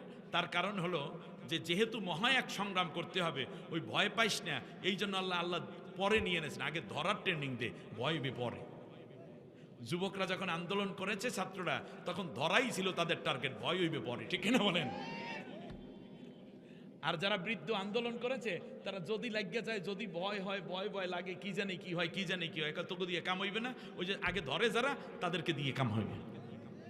খুঁজহা, ধরো, লা তাখাফ, ভয় পাইস না, সানুঈদুহা সিরাতাহাল উলা, ওদের অবস্থা আগের মতোই কইরে দেব। তার কারণ ওরা আগেও ছিল জনবিচ্ছিন্ন, এখনো জনবিচ্ছিন্ন করে দেব, ওদের অস্তিত্ব আর কোনোদিন খুঁজে পাওয়া যাবে না। সুবহানাল্লাহ। ধরো, মুসা আলাইহিস সালাম ধরছে, দেখছে লাড়ি হয়ে গেছে, তা আল্লাহ কয় ধরতে, ভয়ের কোনো কারণ নাই। আর একটু সামনে যায়, তাহলে বোঝা যায় স্বৈর শাসকের বিরুদ্ধে কি লাগে, লাঠি লাগে। সেই লাঠি শুধু লাঠি না, লাঠির মধ্যে পাওয়ারও লাগে।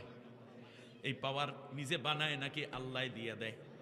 আল্লাহ দিয়ে দেয়। যখন তুমি লাঠি হাতে নেবা, লাঠির মধ্যে সাপ, বিশাল অজগরের পাওয়ার আল্লাহ দেও, আল্লাহর নৈতিক দায়িত্ব হয়ে যায়। ওয়াকানা হাক্কান আলাইনা নাসরুল মুমিনিন, মুমিনদেরকে সাহায্য করা আমি আল্লাহর উপর তখন আবশ্যক হয়ে যায়। সুবহানাল্লাহ বলেন। আল্লাহ রাব্বুল আলামিন হযরতে মুসা আলাইহিস সালামকে দেখলেন আরো সামনে যায়। এবার আল্লাহরে ডাক দিয়ে কয়, আল্লাহ একা একা যাইতে ভাল লাগে না, একটু ঐক্যবদ্ধ শক্তি দরকার। আখি হারুনা হুয়া আফসাহু মিন্নি লিসানা রিদান আয়ুসাদ্দিকুনি, ওয়াল্লাহ আমার ভাইটাকে তুমি আমার সাথী করে দাও, সে আমাকে সত্যায়ন করবে আমি যে নবী, আর সে আমার সাহায্যকারী হবে। তাহলে বোঝা যায় জ্ঞান আছে, শক্তি আছে, সাহস আছে, লাঠি আছে, এরপরেও ভয় করতে পারে। এই জন্য একা একা বিজয় হবে না, ছাত্রদল একা হলে হবে না, ছাত্র শিবির একা হলে হবে না, ছাত্র মৈত্রী একা হলে হবে না, ইসলামী শাসনতন্ত্র ছাত্র আন্দোলন একা হলে হবে না। এই জন্য ওরা সম্মিলিত ছাত্র সংগ্রাম পরিষদ বানাইছে, ঠিক কিনা? আর একটু সামনে যায়, সামনে গিয়ে মুসা আলাইহিস সালাম বললেন, আল্লাহ কেমনে কথা বলবো, কি দিয়া শুরু করব, আমার মাথায় তো ধরে না। আল্লাহ তুমি এত কিছু দেছো, এখন তো আমার একেবারে বাড়ির কাছাকাছি আইসে ফেলছি, ফেরাউনের রাজপ্রাসাদের কাছে, তুমি কি আর কিছু আমারে দেবা নাকি? আল্লাহ রাব্বুল আলামিন বললেন, মুসা রে, একটা প্রতিষ্ঠিত শক্তির বিরুদ্ধে 252 বছর ধরে যে রাষ্ট্রটা চালাইতে আছে, তোমার বিরুদ্ধে এখন মৃত্যুদণ্ড দেওয়া আছে। কাবুল নামক এক বাবুরসি হত্যা মামলায় তুমি পালাইয়া গেছিলা মাদায়েনে আমার সোয়াইবের কাছে, 8 বছর পরে আসছো, এখন যাইতেছো ফেরাউনের কাছে। হাতের মধ্যে লাঠি দিলাম, বুকের মধ্যে সাহস দিলাম, মাথার মধ্যে জ্ঞান বাড়াইয়ে দিলাম, সাথে তোমার ভাইকে দিলাম। এরপরেও মুসারে, আমি আল্লাহ রব্বুল আলামিন একটা স্বৈর শাসকের বিরুদ্ধে তোমারে দাঁড় করাইয়া দেব, আর আমি আল্লাহ তোমার দিক থেকে চোখ ফিরাইয়া নেব। এইটা হবে না, কারণ তুমি তো আমার হুকুম নিয়েই যাইতেছো। ইন্নী আরাকুমা ওয়া আসমা, আমি আল্লাহ রব্বুল আলামিন দেখতে থাকবো, একটা লাইভ প্রোগ্রাম চলবে রে মুসা, তুমি একটু পা ফেলবে, পায়ের ধুলার আওয়াজটা পর্যন্ত আমি শুনতে পাবো। কখন কি কথা বলা দরকার, কিভাবে দাওয়াত দেয়া দরকার, ফেরাউনকে কিভাবে পরাজিত করা দরকার, যখন আমি তোমাকে দেখতে থাকবো, আমি একটা একটা করে তোমার কাছে ওহী পাঠাইতে থাকবো। তোমার সাথে আমি আল্লাহ গোপনে গোপনে কথা বলতে থাকবো মুসা। তার কারণ তুমি দুনিয়ার সাধারণ কোনো দাওয়াত নিয়ে যাও না, তুমি তো আমি আল্লাহ রব্বুল আলামিনের পক্ষ থেকে রসুল হয়ে দাওয়াত নিয়ে যাও। আমি আল্লাহ রব্বুল আলামিন তোমার সঙ্গী হয়ে থাকবো। সুবহানাল্লাহ। ওয়া আতিউল্লাহ ওয়া রাসূলাহু, আল্লাহ এবং আল্লাহর নবীর আনুগত্য করবে। ওয়ালা তানাসাউ, নিজেরা নিজেরা ঝগড়া করবা না। 8 দলীয় জোট হও, 15 দলীয় জোট হও, নিজেরা নিজেরা ঝগড়া করবা না। মনে রাখবা, জোট যাই হও, তাহলে তোমরা যদি এই রকম ঝগড়া করো, ফাতাফশালু ওয়া তাযহাবা রিহুকুম, তাহলে তোমরা দুর্বল হয়ে যাবা এবং নিজেরা নিজেরা অপমানিত হয়ে যাবা। অতএব মনে রাখবা, ঐক্যবদ্ধভাবেই তোমরা নিজেরা ময়দানে দাঁড়াইয়া থাকবা। কারো রকম কোনো রকম তোমরা এলোমেলো চিন্তা করবা না। ঐক্যবদ্ধ শক্তির উপরে আমি আল্লাহর হাত আছি, ইয়াদুল্লাহি আলাল জামা। আল্লাহ রাব্বুল আলামিন বলেন, আসবিরু, ধৈর্য ধারণ করবা দায়িত্বশীলেরা, কর্মীরা। এই জায়গায় একটু অনেক পাতা ফাঁদ তোমাদের জন্য আস্ফালন বিছিয়ে দেয়া হবে, একটা পাতা ফাঁদেও পা দেওয়া যাবে না। আমি আল্লাহ রাব্বুল আলামিন তোমাদেরকে বিজয়ের জন্য রাস্তা তৈরি করেছি। শত শত আলেমের লাশ আমি বহন করেছি, আমি আল্লাহ। তোমাদের রক্তগুলো আমি নিয়েছি, কত মায়ের কোল খালি হয়েছে আমি আল্লাহ রাব্বুল আলামিন দেখেছি, কত স্ত্রী বিধবা হয়েছে, কত সন্তান ইয়াতীম হয়েছে আমি দেখেছি। সুতরাং এইবারের পালাই হলো তোমাদের, অতএব এই তোমাদের পালা যেন নষ্ট হয়ে না যায়, এই জন্য তোমরা ধৈর্য ধারণ করবে, কারণ ইন্নাল্লাহা মা'আস সাবিরিন, আমি আল্লাহ রাব্বুল আলামিন ধৈর্যশীলদের সাথে আছি। আল্লাহ রাব্বুল আলামিন বলছেন, শোনো, ওয়ালা তাকুনু কাল্লাযীনা খরাজু মিন দিয়ারিহিম বাতারা ওয়া রিয়াআন নাস, যারা ঘর থেকে বের হয়েছে মনে হয় যেন বিজয় হয়ে গেছে। মক্কা থেকে যখন বের হয়েছিল কাফেরেরা 1000 সৈন্য আবু জেহেলের নেতৃত্বে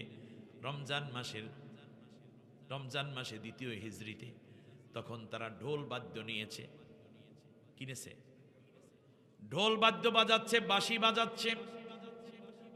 সেই সময় যন্ত্রপাতি যা ছিল, মাজামির যা ছিল, সেইগুলো বাজাচ্ছে। নর্তকী নিয়ে এনেছে, মদের বোতল হাতের মধ্যে নিয়ে এনেছে। তার কারণ তারা জানে মুসলমানরা একটা ছোট্ট ক্ষুদ্র দল, আর আমরা হইলাম অনেক বড়। সুতরাং তারা একটা প্রদর্শনী করলো মক্কার অলিতে গলিতে, হাতের মধ্যে বোতল নিয়ে নর্তকীদেরকে অর্ধলাঙ্গ উলাঙ্গ করে, যুবক যুবতীদেরকে সাথে নিয়ে তারপর তারা নাচানাচি করলো। এক একজনের সাথে, সৈন্যের সাথে এক একজন বাছাই করা সুন্দরী নারী দিল। বিদেশ থেকে পর্যন্ত নারী আনা হলো। শুনতেছেন না আপনারা? মদের বোতল হাতে দেয়া হলো। সৈনিকদেরকে আবু জেহেল বিভিন্নভাবে প্রমোট শুরু করে দিল, এনকারেজ শুরু করে দিল, যায় যেই দাসী পেয়েছো এদের সাথেই তোমরা থেকে যাবে, এই সুন্দরীদেরকে তোমাদের কি দেয়া হয়ে গেল। জেনা ব্যভিচারের জন্য তারা প্রস্তুতি নিয়ে নিল। আজও বিভিন্ন দেশের সৈনিকরা মদ এবং নারী ছাড়া যেন যুদ্ধের ময়দানে যাইতে পারে না, এবং এই কাজের জন্য বড় বড় বাজেট পর্যন্ত প্রণয়ন করা হয়, যেটা ইসলাম হারাম করেছে। ইসলাম যুদ্ধ করে সত্য প্রতিষ্ঠা করার জন্য, অন্যায় প্রতিষ্ঠা করার জন্য। এক লড়াই তো দূরের কথা, এক ফোঁটা ঘামও ফেলে না, ঠিক কিনা? আল্লাহ রাব্বুল আলামিন বলেন, এই রকম বিজয় হওয়ার আগেই তারা বিজয়ের স্লোগান দেয়া শুরু করে দিল। এইটা কিন্তু পরাজয়ের আলামত। কথা কেন? কিসের আলামত? এইটা কাফেরেরা করছে, এই জন্য ও বদরের যুদ্ধে পরাজিত হয়েছে। এইটা মুসলমানে করেছে, এই জন্য ওহুদের যুদ্ধে পরাজিত হয়েছে। আমি সাবধান করছি, অনেকে এমন ভাব লইছে মনে হয় মন্ত্রী হয়েই গেছে, আর কেউ কেউ এমন ভাবে গেট সাজান শুরু করছে, প্রোগ্রাম শুরু করছে, মনে হয় যেন প্রধানমন্ত্রী হয়েই বসে রয়েছে। এই দুইটা ভাব খারাপ, ঠিক কিনা বলেন? ওহুদের যুদ্ধে মুসলমানরা মনে করেছিল আমরা বিজয় হয়েই গেছি, কিন্তু পরবর্তী 70 জন সাহাবীর জীবন দিতে হয়েছে, এবং এটা বড় রকমের ক্ষতি। এরপরে হুনাইনের যুদ্ধে একই অবস্থা হয়েছে। 10,000 সশস্ত্র সৈন্য ছিল মুসলমানদের। তারা মনে করেছে আমাদেরকে আর ঠেকায় কে, এত সংখ্যক সৈন্য নিয়ে কোনোদিন যুদ্ধ করি নাই। এরপরে দেখা গেছে যে এই দুই গ্রুপ এমনভাবে ধরছিল, মুসলমানদের অবস্থা খারাপ হয়ে গেছে। তখন আল্লাহ তাআলা জিবরিল আলাইহিস সালামের পাঠাইয়া বললেন যে তুমি বালু নিক্ষেপ করো। ওমা রমাইতা ইদ রমাইতা ওয়ালাকিন্নাল্লাহা রমা। বালু নিক্ষেপ করে এই বালু আল্লাহ তাআলা কাফেরদের চোখের মধ্যে ঢুকাই দিয়েছে, ফলে ওরা চোখ মুছতে মুছতে পালাইছে, এবং সেখানে তারা অনেকে মারা গেছে। কিন্তু আমার কথা হচ্ছে, বিজয়ের আগে বিজয়ের ভাব, এটা কিন্তু পরাজয়ের আলামত। বলেন, বিজয়ের আগে বিজয়ের ভাব, এইটা হলো পরাজয়ের আলামত। বলেন, বিজয়ের আগে বিজয়ের ভাব, এইটা পরাজয়ের। এইটা যে যত বেশি করবে সে তত বেশি পরাজিত হবে এবং অপমানিত হবে, লজ্জিত হবে, লাঞ্ছিত হবে। অতএব বিজয়ের ভাব দেখানো ঠিক হবে না। মানুষের কাছে যেতে হবে, মানুষের মন জয় করতে হবে, কোরআনের কথা ছড়িয়ে দিতে হবে। বিজয় হওয়ার পরেও তো মুসলমানরা বিজয় মিছিল করে না।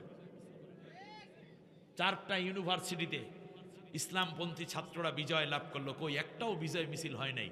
তবে নতুন প্রজন্ম যারা ইউনিভার্সিটিতে পড়ে, ভোট দেয়, তারা কি কম মেধাবী নাকি বেশি মেধাবী? বেশি মেধাবী। তাই মেধাবীরা বুঝাইয়া দিয়েছে ইসলাম আমাদের কাছে ভালো, ইসলাম হইলেই আমরা শান্তিতে থাকবো। অতএব এই ছাত্রদের উপরে বয়স যাদের আছে, এখানে আমরাও ডিসিশন নিতে পারি যে আমরা কমপক্ষে একটি বারের জন্য আল্লাহর কোরআন এবং ইসলামে হুকুমত দিয়ে বাংলাদেশ দেখতে চাই কেমন হয়। আল্লাহ আমাদের কবুল করুন। নিয়েছেন, আসুন আমরা আস্তে আস্তে করে এই কথাগুলো শোনার চেষ্টা করব ইনশাআল্লাহ। আমার আগে চমৎকার কথা বলেছেন হযরত মাওলানা তারিকুল ইসলাম সাহেব এবং অনেক ওলামায়ে কেরাম। 5 দিন পর্যন্ত 10 জন আলেম আপনাদের উদ্দেশ্যে বাংলাদেশের মাহের উল্লেখযোগ্য প্রথম সারির সেরা মুফাসসিরদেরকে এই মাহফিলে আয়োজকগণ পছন্দ করেন, তারপরে দাওয়াত দিয়ে থাকেন এবং তাদের সম্মতিতে এই মাহফিল হয়ে থাকে। হাঁটি হাঁটি পাপা করে এই মাহফিলে বর্তমান বয়স 28তম, 2 যুগ পেরিয়ে আরও 4 বছর। আমাকে ভাইয়েরা বলেছেন মাঝখানে 10 বছর জালিম শাসকের কারণে মাহফিলের অনুমতি না পেয়ে আমরা মাহফিলটা করতে পারি নাই। আল্লাহর কোরআনের মাহফিল যারা বন্ধ করেছে, আল্লাহ তাদেরকে পুরোপুরি বন্ধ করে দিয়েছে। আজও পর্যন্ত যারা কোরআনকে বন্ধ করতে চায়, আল্লাহ তাআলা তাদেরকে বন্ধ করে দিবেন। আর কোরআনের পতাকা যারা উড্ডীন করতে চান, তারা একের পর এক শহীদ হলেও কোরআনের পতাকায় একদিন বাংলার জমিনে পথ করে উঠবে। পৃথিবীর কোন শক্তি পারবে না তাদেরকে বন্ধ করতে দিতে। এটাই চূড়ান্ত। আল্লাহ তাআলা ওয়াল্লাহু মুতিম্মু নূরিহি ওয়ালাউ কারিহাল কাফিরুন। আল্লাহ সিদ্ধান্ত ডাইরেক্ট। আল্লাহ বলেছেন আমি চেয়েছি এটাকে পূর্ণ করতে, এটা পূর্ণ হবে। আমি চাইলেও হবে, না চাইলেও হবে, কিন্তু আল্লাহ যেটা চান আমরা সেইটা চাই। ঠিক না বলেন? আল্লাহ চেয়েছেন কোরআনের বাণী পূর্ণ করতে, কোরআনের বিধানকে প্রতিষ্ঠিত করার এই মাজলুমদের রক্তে ভেজা জমিনে। আমরাও চাই আগামীতে আল্লাহর কোরআন বিজয় লাভ করুক। সেই জন্য একটা স্লোগান শিখাই দেই, সব দল দেখা শেষ, এবার হবে আল কোরআনের বাংলাদেশ। বলেন, সব দল দেখা শেষ, এবার হবে। বাস, এই শপথ যেন স্থির থাকে। যেখান থেকে আজকে আলোচনা করছি সূরা আনফাল। আপনারা জানেন নাকি কোন সূরা থেকে আলোচনা হচ্ছে আপনাদের ধারাবাহিক? সূরা আনফাল 6ষ্ঠ রুকু। 6ষ্ঠ রুকুতে আয়াত আছে খুব কম। তার কারণ হচ্ছে এখানে আপনি পাবেন হচ্ছে 45 থেকে 48 নম্বর আয়াত পর্যন্ত। 45, 46, 47, 48 কয়টা আয়াত হলো? এই 4টা আয়াত নিয়ে একটা রুকু তৈরি হয়েছে। আসুন, এখানে আল্লাহ রব্বুল আলামিন 3টা ইনফরমেশন দিয়েছেন এই সূরার এই রুকুর মধ্যে। আমরা 3টা ইনফরমেশন জানার জন্য 3 × 90 মিনিট, তাতে কয় ঘন্টা হয়? 1.5 ঘন্টা। এখন থেকে ধরে 1.5 ঘন্টা যদি আপনারা পারেন, থাকতে পারবেন তো? কষ্ট হয়ে যাবে না? 11টা বাজে, তাহলে কতটা বাজা লাগবে আমাদের? 12:30। যাবেন না তো কেউ? ব্যাস, আলহামদুলিল্লাহ। আপনারা থাকলে আমি আছি, যদিও আমার অনেক ব্যস্ততা আছে, ঢাকাতেই যেতে হবে। এরপরেও আপনাদের ভালোবাসা বলে কথা, মায়া বলে কথা। মায়ার বাঁধনে একবার যাকে বাঁধে সে তো অন্ধ হয়ে যায়। আসুন না, আমরা কোরআনের মায়ায় অন্ধ হয়ে থাকি। কয় ঘন্টা? 1.5 ঘন্টা। কার প্রেমে পড়েছি? আল্লাহর প্রেমে, আল্লাহর কোরআনের প্রেমে। কোরআন যেন আমাদেরকে ভালোবাসে, বলি আমিন। একটি মানুষও আর ওঠা বসা করবেন না। আসুন না সবাই পড়ি, আউযু বিল্লাহি মিনাশ বিসমিল্লাহির রাহমানির রাহিম।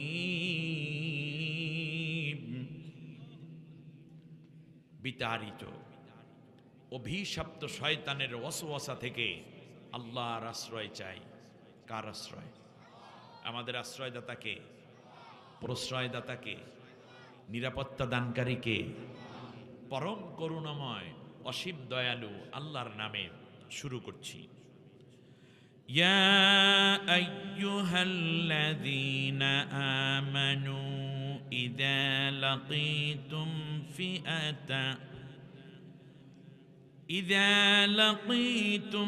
ফিআতান فاثبتوا واذكروا الله كثيرا لعلكم تفلحون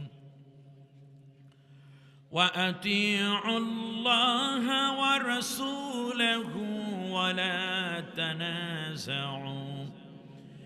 ولا تنازعوا فتفشلوا وتذهب ريحكم واصبروا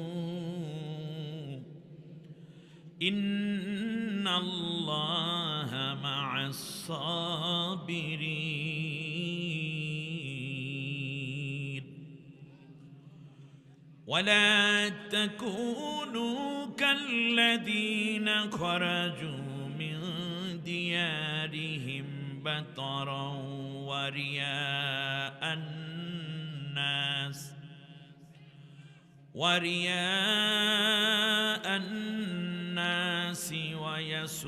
ويصدون عن سبيل الله والله بما يعملون محيط إلى آخر آية অর্থ হচ্ছে হে ওই সমস্ত লোক যারা ঈমান এনেছো বলে দাবি করছো, যখন তোমরা শত্রুপক্ষের সম্মুখীন হবে তখন কোনো কাপুরুষতা এবং দুর্বলতা দেখাবে না, বরং তোমরা নিজেদের অবস্থান এবং আদর্শের উপরে মনোবল দৃঢ় রাখবে এবং পদযুগলকে আরো শক্তিশালী করে দাঁড়িয়ে থাকবে।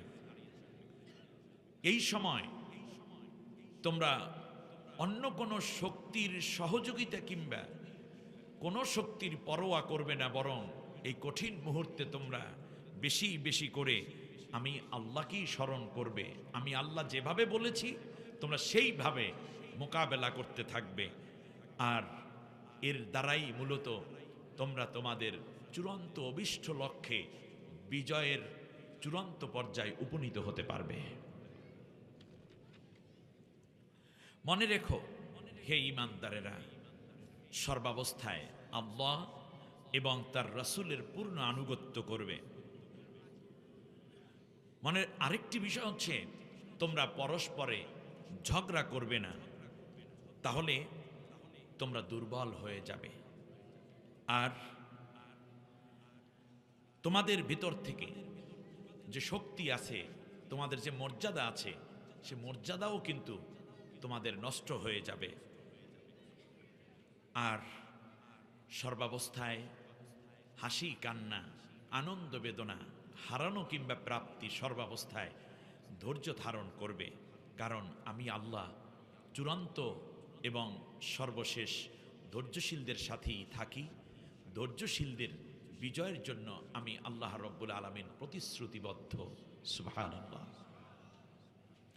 আরেকটি বিষয় খেয়াল রেখো হে ঈমানদারেরা, তাদের মতো হইও না যারা বিজয়ের পাওয়ার আগেই বিজয়ের সমস্ত ঢামাডোল বাজিয়ে হৈহুল্লোড় করে ময়দানে নেমে পড়েছে। ঘর থেকে বের হয়েছে, মনে হয় যেন বিজয়টা তাদের হাতের মুঠোয়।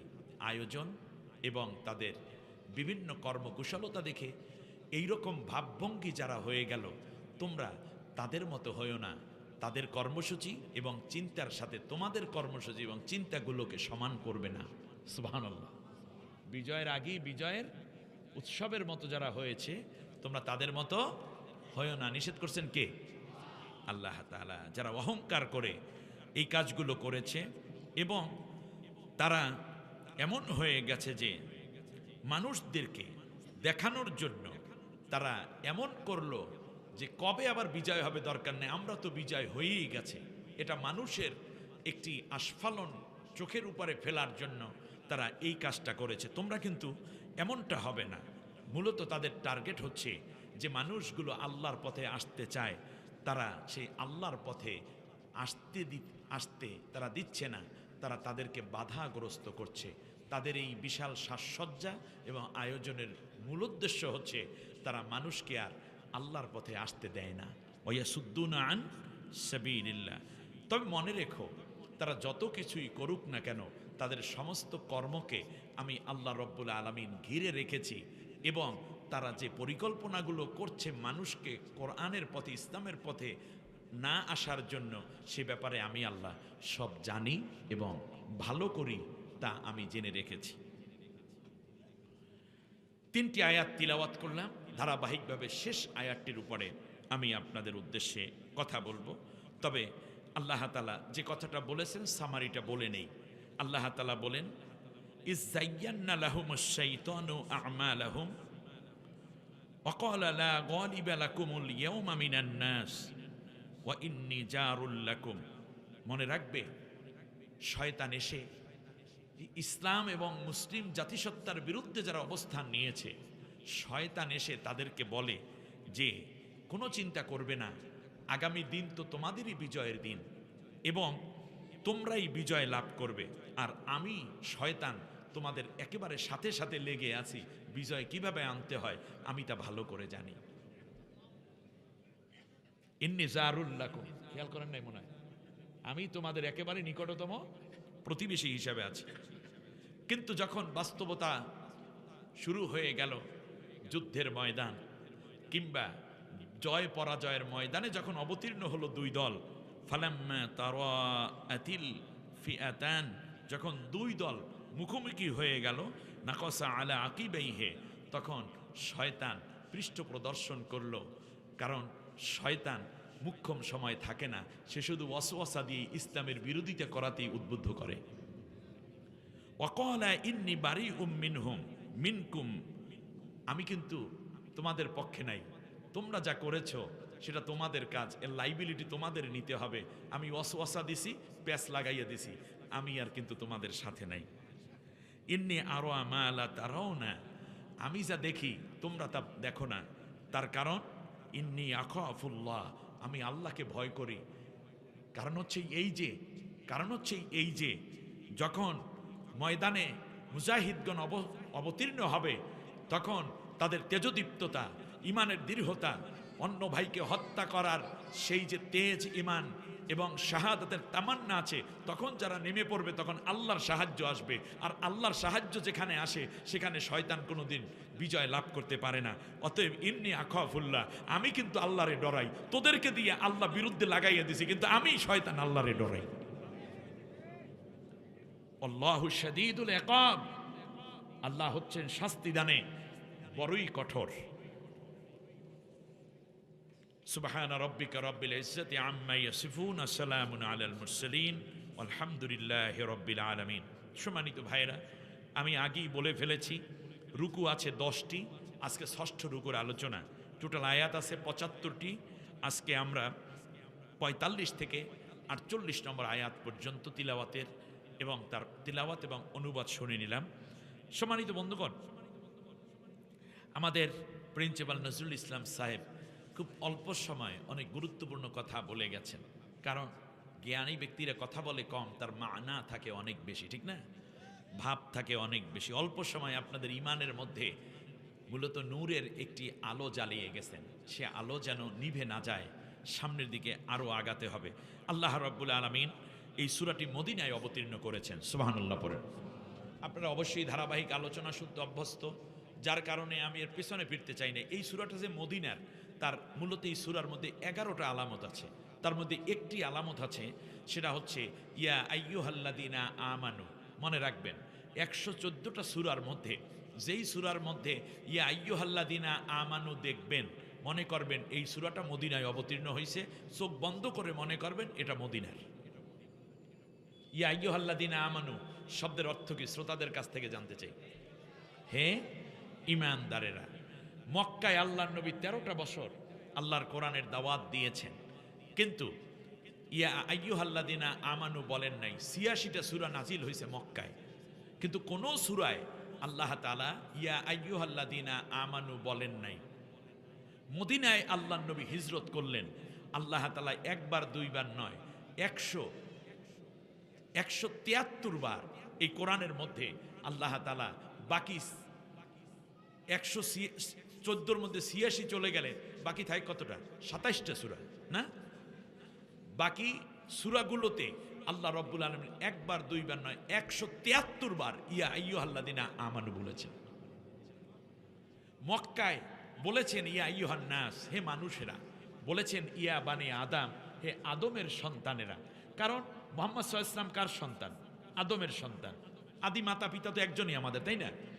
ইয়া আইয়ুহান নাস, হে মানুষেরা, অর্থাৎ আবু জেহেলও মানুষ, আবু লাহাবও মানুষ, উতবা সাইবাও মানুষ, বেলাল রাদিয়াল্লাহু আনহু মানুষ, খাব্বাব খুবাইব মানুষ, হযরতে আসহাবে আজমাইন যারা ছিলেন সবাই তো মানুষ, ঠিক না? কিন্তু ইয়া আইয়ুহাল্লাযীনা আমানু কেন বলেন নাই? তার কারণ মক্কায় রাসূল সাল্লাল্লাহু আলাইহি ওয়াসাল্লাম যতদিন রাষ্ট্র, খুব গুরুত্বপূর্ণ, খুবই মন দিয়ে শুনতে হবে, মক্কায় রাসূল সাল্লাল্লাহু আলাইহি ওয়াসাল্লাম যতদিন ছিলেন ততদিন ইমানদার ছিলেন অনেক। আবু বকর, ওমর, উসমান, আলী, তলহা, জুবাইর, খাব্বাব, খুবাই, বেলাল, আরাত, আব্দুর রহমান বিন আবু হুরায়রা, আবু হুরায়রা রাদিয়াল্লাহু আনহু সহ কত সাহাবিয়া ছিলেন। 153 জন, সুবহানাল্লাহ বলেন। 153 জন ইয়া আইয়ুহাল্লাযিনা আমানু হয় না, অথচ তারা ইমানদার। কারণটা একটাই, সেটা হচ্ছে ওখানে ইমানদার বাস করে, কিন্তু রাষ্ট্রপ্রধান যে সে হইল কাফের। নাম কি? আবু জাহেল। মন্ত্রীগুলো ইমানদার না কাফের? তারা কি কোরআন দিয়ে দেশ চালায়? না। এখন আল্লাহর উপরে ঈমান আনা, কোরআন অনুযায়ী চলার মানুষ রাসূল সাল্লাল্লাহু আলাইহি ওয়াসাল্লাম থেকে নিয়ে সাহাবীগণ সবাই আছে, জলিলুল কদর সাহাবীগণ। কিন্তু রাষ্ট্র চলে যেহেতু কাফেরের আইনে, রাষ্ট্র যেহেতু চালায় ইসলাম বিরোধী ব্যক্তিরা, এই জন্য আল্লাহ তাআলা ইয়া আইয়ুহাল্লাযিনা আমানু বলেন নাই। ঠিক 13 বছর পরে এই মানুষগুলোই মানুষগণ যখন মদিনায় হিজরত করে চলে গেলেন, মদিনায় যাওয়ার পরে ওই মানুষেরা যখন আল্লাহর কোরআন দিয়ে দেশটা চালালেন, তখন আল্লাহ তাআলা দেখলেন এখানে কাফের বেশি, মুসলমান কম। কিন্তু এরপরেও আল্লাহ তাআলা ডাক দিলেন 173 বার ইয়া আইয়ুহাল্লাযিনা আমানু বলে। তার কারণ ইয়া আইয়ুহাল্লাযিনা আমানু মানে হে ঈমানদারেরা। মানুষের সংখ্যা কম, কিন্তু দেশ চলে কোরআন দিয়া, এই জন্য ইয়া আইয়ুহাল্লাযিনা আমানু। আর মুমিনের সংখ্যা ওখানেও সমান, দেশ চালায় কাফেরেরা, এই জন্য ইয়া আইয়ুহান নাস। এখন আপনাদের কাছে জানতে চাই, মনে করেন বাংলাদেশে এখন কোরআন নাজিল হচ্ছে, এখানে আল্লাহ তাআলা ইয়া আইয়ুহাল্লাযিনা আমানু বলতেন না ইয়া আইয়ুহান নাস বলতেন? কেন? আমার দেশে 3 দিন ব্যাপী বিশ্ব ইজতেমা হয়, লাখো লাখো মুসলমানের ঢল, 4 লক্ষাধিক মসজিদ, জুমার দিন জায়গা পাওয়া যায় না। আমার দেশে মসজিদ আছে, মাদ্রাসা আছে, কওমি মাদ্রাসা আছে, আলিয়া মাদ্রাসা আছে, দারসে নিজামি আছে। আমার দেশে হাফিজি মাদ্রাসা, নুরানি আছে, ইবতেদায়ী আছে। আমার দেশে হাজার হাজার মাহফিল আছে। আমার দেশে লক্ষ নারী পর্দা পুশিদা মতো চলে। বাংলাদেশের শতকরা 92% মুসলমান বাংলাদেশে, এরপরে ইয়া আইয়ুহান নাস হবে কেন? কোরআন রাষ্ট্র দিয়ে চলে না। বিশ্বাস করুন, আল্লাহর কাছে আমাদের ইয়া আইয়ুহাল্লাযিনা আমানুর মর্যাদা এখনো পাই নাই। 54 বছর স্বাধীনতাও হয়ে গেল। সুতরাং ইয়া আইয়ুহাল্লাযিনা আমানু উপাধি পাইতে হলে দেশটা চলবে কি দিয়ে? আমরা কি আগামী সংসদে আল্লাহর কোরআন বিজয় করাইয়া ইয়া আইয়ুহাল্লাযিনা আমানুর এই স্বীকৃতির সাথে একাকার হতে রাজি আছি? রাজি আছি? কারা রাজি? হাত উঁচু করে আল্লাহকে দেখা।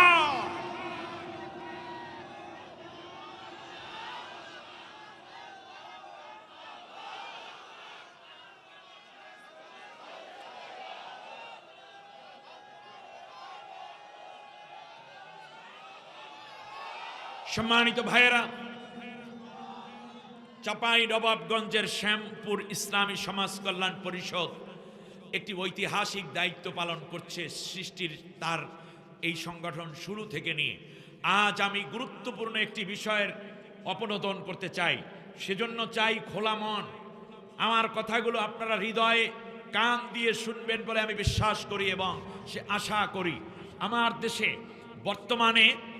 বর্তমানে এক শ্রেণীর ভাইয়েরা বলতে চাচ্ছেন এই যে গণতান্ত্রিক সিস্টেম, এই আয়াতের সাথে সামঞ্জস্যপূর্ণ, সেজন্য আমি বলছি এই ভোটাভুটি, ভোট দিয়ে নেতৃবৃন্দ তৈরি করা, সমর্থন দিয়ে নেতা বানানো, এইটা ইসলাম জায়েজ করে না।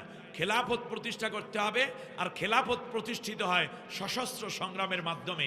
এই রকম একটি গোষ্ঠী কথা বলে আমাদের ছাত্র সমাজ, যুব সমাজ, শিক্ষিত সমাজ, সরল প্রাণ মুসলমানদের মধ্যে একটা বিভ্রান্তি তৈরি করছে বলে আমার কানে এসেছে এবং অনেকে ইতিমধ্যে জেনেছেন। আমি ওই ভাইদের প্রতি শ্রদ্ধা রেখে, আমি তাদের আবেগের প্রতি সম্মান জানিয়ে আমি তাদেরকে একটি তথ্যের প্রতি দৃষ্টি আকর্ষণ করতে চাই। সেটা হচ্ছে বিশ্বনবী সাল্লাল্লাহু আলাইহি ওয়াসাল্লাম জন্মগ্রহণ করেছেন কোথায়? মক্কায়। আল্লাহ নবী সাল্লাল্লাহু আলাইহি ওয়াসাল্লাম 40 বছরের নবুয়ত পেয়ে প্রথম ইসলামের দাওয়াত দেয়া শুরু করলেন কোথায়? মক্কায়, ঠিক না? কত বছর দাওয়াত দিলেন? প্রথম 13 বছর। কত বছর? 13 বছর একটানা মক্কায় দাওয়াত দিলেন। সেখানে আবু বকর, ওমর, উসমান, আলী, ওমর রাদিয়াল্লাহু তাআলা আনহু, এমনকি আমির হামজা রাদিয়াল্লাহু আনহু ইসলাম গ্রহণ করলেন। নবীর হাতে শক্তিশালী কিছু মানুষ ছিল কি ছিল না? ছিল। আল্লাহর নবী কি মক্কায় মার খেয়েছেন না? সাহাবীগণ শহীদ হয়েছে না? আবু হালা রাদিয়াল্লাহু আনহু, সুমাইয়া রাদিয়াল্লাহু তাআলা আনহু শহীদ হয়েছেন না?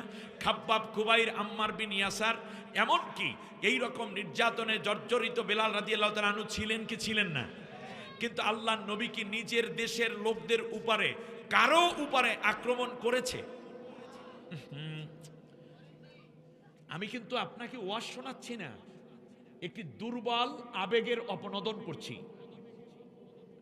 তাহলে আল্লাহর নবী বুঝাইয়া গেলেন, ইসলামের দাওয়াত দেব, যদি সেই জমিন কাফেরদের দখলে থাকে, তারা যদি অত্যাচার করে, এরপরেও সেই জমিনে মুমিন এবং ইসলামী সংগঠন অর্গানাইজেশন হিসাবে আল্লাহর নবীর সুন্নাহ হচ্ছে স্বদেশীর উপরে কোনো আক্রমণ করা যাবে না। নবী কি ওমরকে বললে দুইটা কাফেরকে কমপক্ষে সাইজ করতে পারা যাইতো না? কথা বলেন না কেন আপনি? আমির হামজা রাদিয়াল্লাহু তাআলা আনহু চাইলে পাঁচটারে কোপাইয়ে শেষ করতে পারতেন না? কারণ এটা ইসলাম সার্টিফাই করে না। অতএব আমার দেশে যারা সশস্ত্র সংগ্রাম করতে চান, আপনি কার বিরুদ্ধে করবেন? আপনি যেই দেশে জন্ম নিয়েছেন সেই দেশের মানুষ আল্লাহর নবীকে মানে, সাহাবীকে হত্যা করে, সাহাবীর উপর নির্যাতন করে, এরপরেও আল্লাহর নবী একজন সাহাবীকেও বলেন নাই যে আবু জেহেলকে মাইরে আসো, কিংবা উতবাকে মেরে আসো, উমাইয়া বিন খলফকে মেরে আসো, অথবা একটা সাধারণ কাফেরকে মেরে আসো। আল্লাহর নবী এই অনুমতি দেন নাই। তার দ্বারা বোঝা যায় 13 বছর নির্যাতন সওয়ার পরেও আল্লাহর নবী স্বদেশীর উপরে কোনো অত্যাচার চালান নাই। স্বদেশের উপরে অত্যাচার করা নবীর সুন্নাত নয়। আপনি বাংলাদেশে থেকেই বাংলাদেশের লোকদের উপরে সশস্ত্র সংগ্রাম করে ইসলাম প্রতিষ্ঠা করতে চান, আপনি কার পরামর্শ নিয়েছেন? নবীর সুন্নাত এটা নয় বিধায় আপনার চিন্তার সাথে নবীর সুন্নাত মেলে নাই, এটা পরিত্যাজ্য, এটা গ্রহণযোগ্য হতে পারে না। এক নম্বর কথা, আমি বিশ্বাস করি বিশাল সমস্যার কনফিউশনটা আশা করি দূর হবে। এক। দ্বিতীয়, ইয়া আইয়ুহাল্লাযীনা আমানুর পারপাস আসলো যেহেতু, আচ্ছা আসেন দ্বিতীয়বারে রাসূল সাল্লাল্লাহু আলাইহি ওয়াসাল্লাম মদিনায় হিজরত করলেন। কোথায়? নবুয়াতের 13তম বছরে আবু বকর রাদিয়াল্লাহু তাআলা আনহুকে সাথে করে। আমি আপনাদের কাছে জানতে চাই, মদিনায় রাসূল সাল্লাল্লাহু আলাইহি ওয়াসাল্লাম যখন গেলেন, সেখানে রাসূল সাল্লাল্লাহু আলাইহি ওয়াসাল্লাম রাষ্ট্রপতি হিসাবে দায়িত্ব পেলেন কিভাবে? এটা একটা কোশ্চেন, কিন্তু ঠিক না? আল্লাহর নবী কি মদিনাবাসীকে নিয়ে, ওই মদিনায় যারা ইয়াহুদি ছিল, খ্রিস্টিয়ান ছিল, মাজুসি ছিল, মানে মূর্তি পূজক, মানে মুশরিক এবং মাজুসি অগ্নি পূজক ছিল, মূর্তি পূজক ছিল, আপনারা বলেন সেখানে সংখ্যার দিক থেকে মুসলমান বেশি ছিল নাকি অন্য ধর্মের লোকজন বেশি ছিল? ইয়েস, আমি কিন্তু আপনার গল্প শোনাচ্ছি না, আরো দৃষ্টি আকর্ষণ করছি। প্লিজ বুঝের জন্য আজকের এই কথাগুলো আপনাকে নিতেই হবে। এবার খেয়াল করুন, রাসূল সাল্লাল্লাহু আলাইহি ওয়াসাল্লাম এবং সাহাবীগণ মেরেছিলেন মাত্র 153 জন, আর মদিনায় তখন লোক সংখ্যা ছিল 1738 জন। বলেন মদিনায় লোক সংখ্যা কত তখন? 1738। আর ইসলাম গ্রহণকারীর সংখ্যা তখন কত? 153 জন। বলেন 153 জন প্রথম দিকে যখন নবী ঢুকে পড়লেন। পরবর্তীতে হিজরত করে আবার আসছে, তাদের সংখ্যা গ্রাজুয়ালি বেড়ে গেছে। প্রথম দিকে একেবারে এট ফার্স্ট মদিনায় ঢুকতেছেন নবী। এখন আপনারা বলেন তো দেখি, রাসূল সাল্লাল্লাহু আলাইহি ওয়াসাল্লাম রাষ্ট্রপ্রধান হলেন কি করে? আল্লাহর নবী ওই 153 জন সহ 1738 জনকে সমানে কোপাইয়া তারপরে আল্লাহর নবী রাষ্ট্রপ্রধান হয়েছেন নাকি? এদিকে লোকেরাও জবাব দেন। এরকম কোনো ঘটনা শুনছেন? শোনেন নাই। ঘটনাটা কিভাবে হয়েছিল শোনেন। ঘটনাটা ছিল, রাসূল সাল্লাল্লাহু আলাইহি ওয়াসাল্লামকে ওই যে শিশুরা অভ্যর্থনা দিল তলাল বাদরু আলাইনা বলে, মনে আছে আপনাদের? মসজিদে কুবার ওখানে। তারপর আল্লাহর নবী মদিনায় প্রবেশ করলেন। মদিনার লোকজন রাসূল সাল্লাল্লাহু আলাইহি ওয়াসাল্লামের কাছে আসলো। তারা ইহুদি আছে, খ্রিস্টিয়ান আছে, মাজুসি আছে, অন্য ধর্মাবলম্বী আছে, নাস্তিকও আছে। আল্লাহ রাসূল সাল্লাল্লাহু আলাইহি ওয়াসাল্লাম তাদেরকে বললেন যে তোমাদের প্রতি আমি ভীষণ খুশি। লোকজন বলল, মুহাম্মদ আপনার মতো একজন ভালো মানুষ পেয়ে আমরা দারুণ খুশি এবং আবেগ আপ্লুত। আমরা চাই, শুনতেছেন আপনার মনে হয়, আমরা চাই এই মদিনার রাষ্ট্রপ্রধান আপনি হবেন। আপনারা বলুন, এটা কি যুদ্ধের মাধ্যমে নাকি সমর্থনের মাধ্যমে? বিশ্বনবী সাল্লাল্লাহু আলাইহি ওয়াসাল্লাম বললেন, তোমাদের দাবি যথার্থ এবং একটি রাষ্ট্র পরিচালনা করার জন্য যেই জনবল দরকার আমার হাতে সেই জনবলও আছে। আবু বকর, ওমর, ওসমানদের মতো সঠিক নেতৃত্ব দানকারী সহযোগী সাহাবীও আছে, আর আমি তো আছি। কিন্তু একটা শর্ত, সেটা হচ্ছে যদি এই মদিনায় রাষ্ট্র প্রধান তোমরা আমাকে বানাও, আমি কিন্তু তোমাদেরকে নিয়েই দেশটা চালাবো। তবে একটা শর্ত, সেটা হচ্ছে তোমাদের যে সংবিধান আছে এই সংবিধান দিয়ে আমি দেশটা চালাবো না, বরং আল্লাহ রব্বুল আলামিনের কোরআন দিয়া দেশ চালাবো। তাতে তোমরা রাজি আছো কিনা?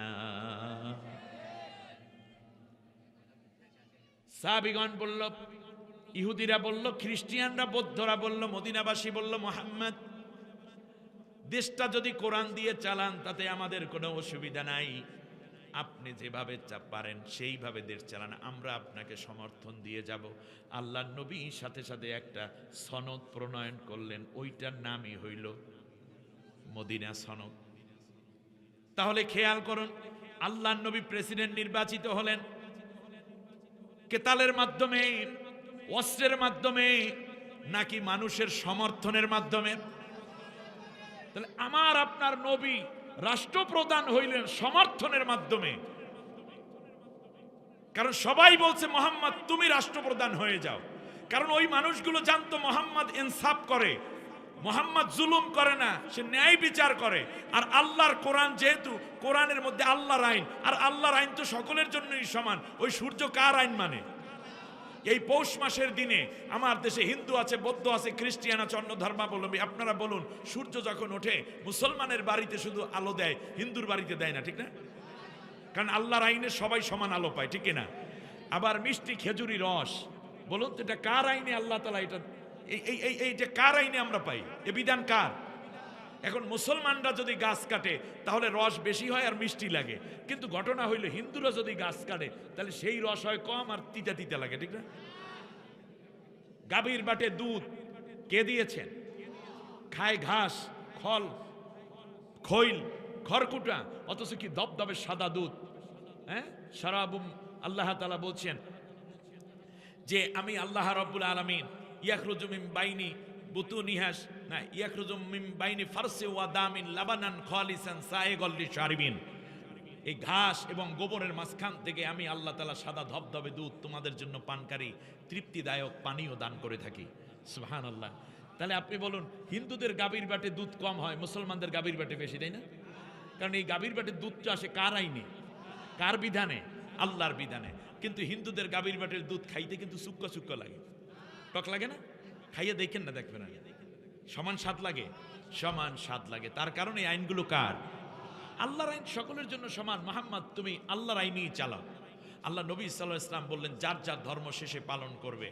ধর্মের ব্যাপারে আল্লাহ নবী কারো বিরুদ্ধে একটি অস্ত্র উত্তোলন করলেন না, একটু কটাক্ষ করলেন না, একটা রাগস্বরে কথা বললেন না, বরং সবাইকে মিলে থাকার জন্য রাসূল সাল্লাল্লাহু আলাইহি ওয়াসাল্লাম মদিনা সনদ করলেন। আর সবাই মিলে বলল, মুহাম্মদ তুমি আমাদের নেতা হয়ে যাও। এবারে আসেন, রাসূল সাল্লাল্লাহু আলাইহি ওয়াসাল্লাম কোরআনের আইন দিয়ে দেশটা চালাবেন, যে এইটা কি প্রথমে আল্লাহ নবী কি লড়াই করে সশস্ত্র সংগ্রামের মাধ্যমে করেছেন খেলাফত প্রতিষ্ঠা, নাকি সবার মতামতের ভিত্তিতে করেছেন? তাই মতামতের ভিত্তিতেই কি বলা হয় গণতন্ত্র।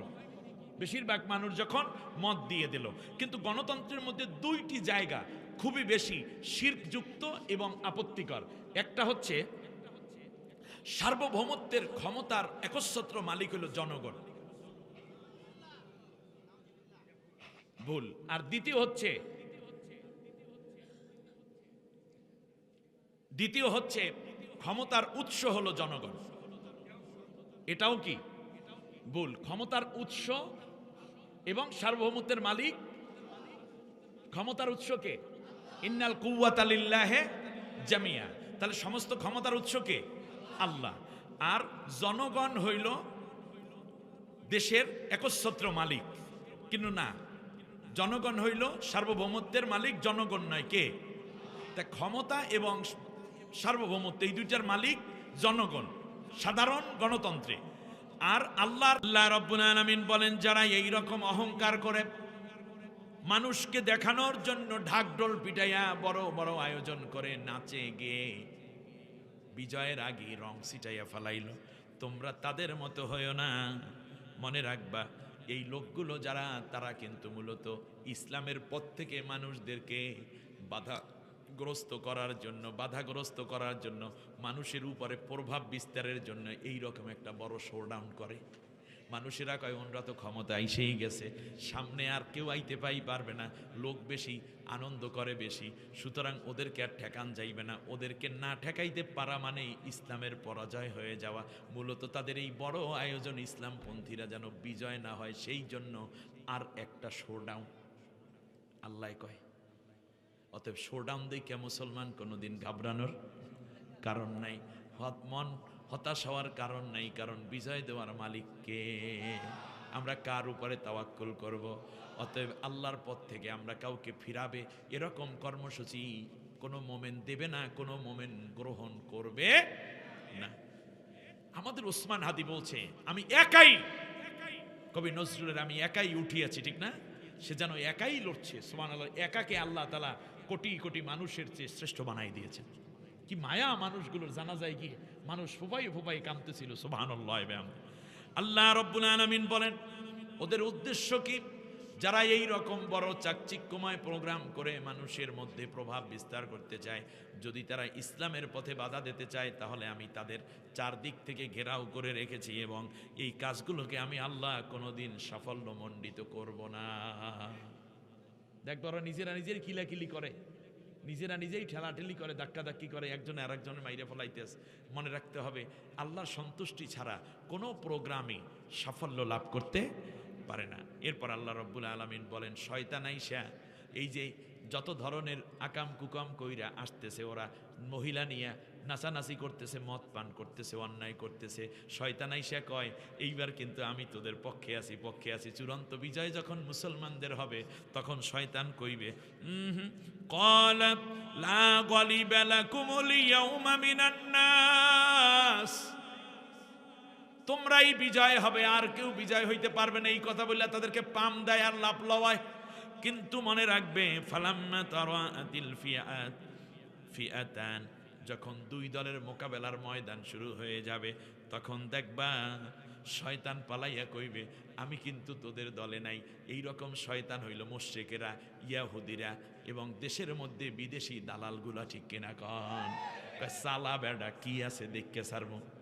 এই কারণে দেশের মধ্যে অভ্যন্তরে তারা এইরকম বিভিন্ন রকমের একদল আর এক দলের বিরুদ্ধে গীবত করানো, কাটাকাটি, মারামারি লাগাইয়া তারা মজা নিতে চায়। এই মজা কি আমরা দেব? বাংলাদেশে দুইটা দল বড়, আপনারা আর মারামারি কইরেন না, একজন আরেকজনের বিরুদ্ধে লাইগেন না প্লিজ, তাহলে কিন্তু বাতিল শক্তি ঢুকে পড়বে। একজন মারবে আরেকজনারে, কিন্তু মারবে না, ওরা মাইরা নাম পড়বে আপনাদের কারো না কারো, ঠিক না? দল তো দুইটাই। সুতরাং এই কাজগুলো একটুও করা যাবে না। শয়তান যখন এই অবস্থা দেখবে যে আল্লাহর সাহায্য এসে গেছে, তখন কায় আমি আর এখানে নাই, তার কারণ যা লাগানোর দরকার আমি লাগাই দিয়ে গেছেন, তোরা কোপাকুপি কর, আমি গেলাম গা দাদার দেশে। এমনটা কি হতে দেওয়া যাবে? অবশ্যই যাবে না।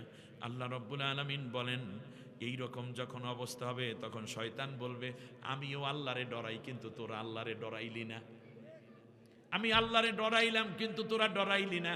আমি তোদেরকে পামপট্টি দিয়ে দিলাম, মনে করাইলাম এই তো ফুলের মালা প্রধানমন্ত্রী, তুমি স্বরাষ্ট্রমন্ত্রী, তুমি এমপি হয়ে গেছো, তুমি মন্ত্রী হয়ে গেছো। তোমাদের বিজয় মিছিল আগি ঢোল বাজাইয়া, বাঁশি বাজাইয়া, রং ছিটাইয়া, ফুলের মালা পড়াইয়া এমন একটা কাম কইরা ফালাইলা, মনে হয় বিজয়ের আগে বিজয় হয়ে গেছে। মূল সময় যখন আসবে রে, আমি শয়তান তোদের সাথেই নাই।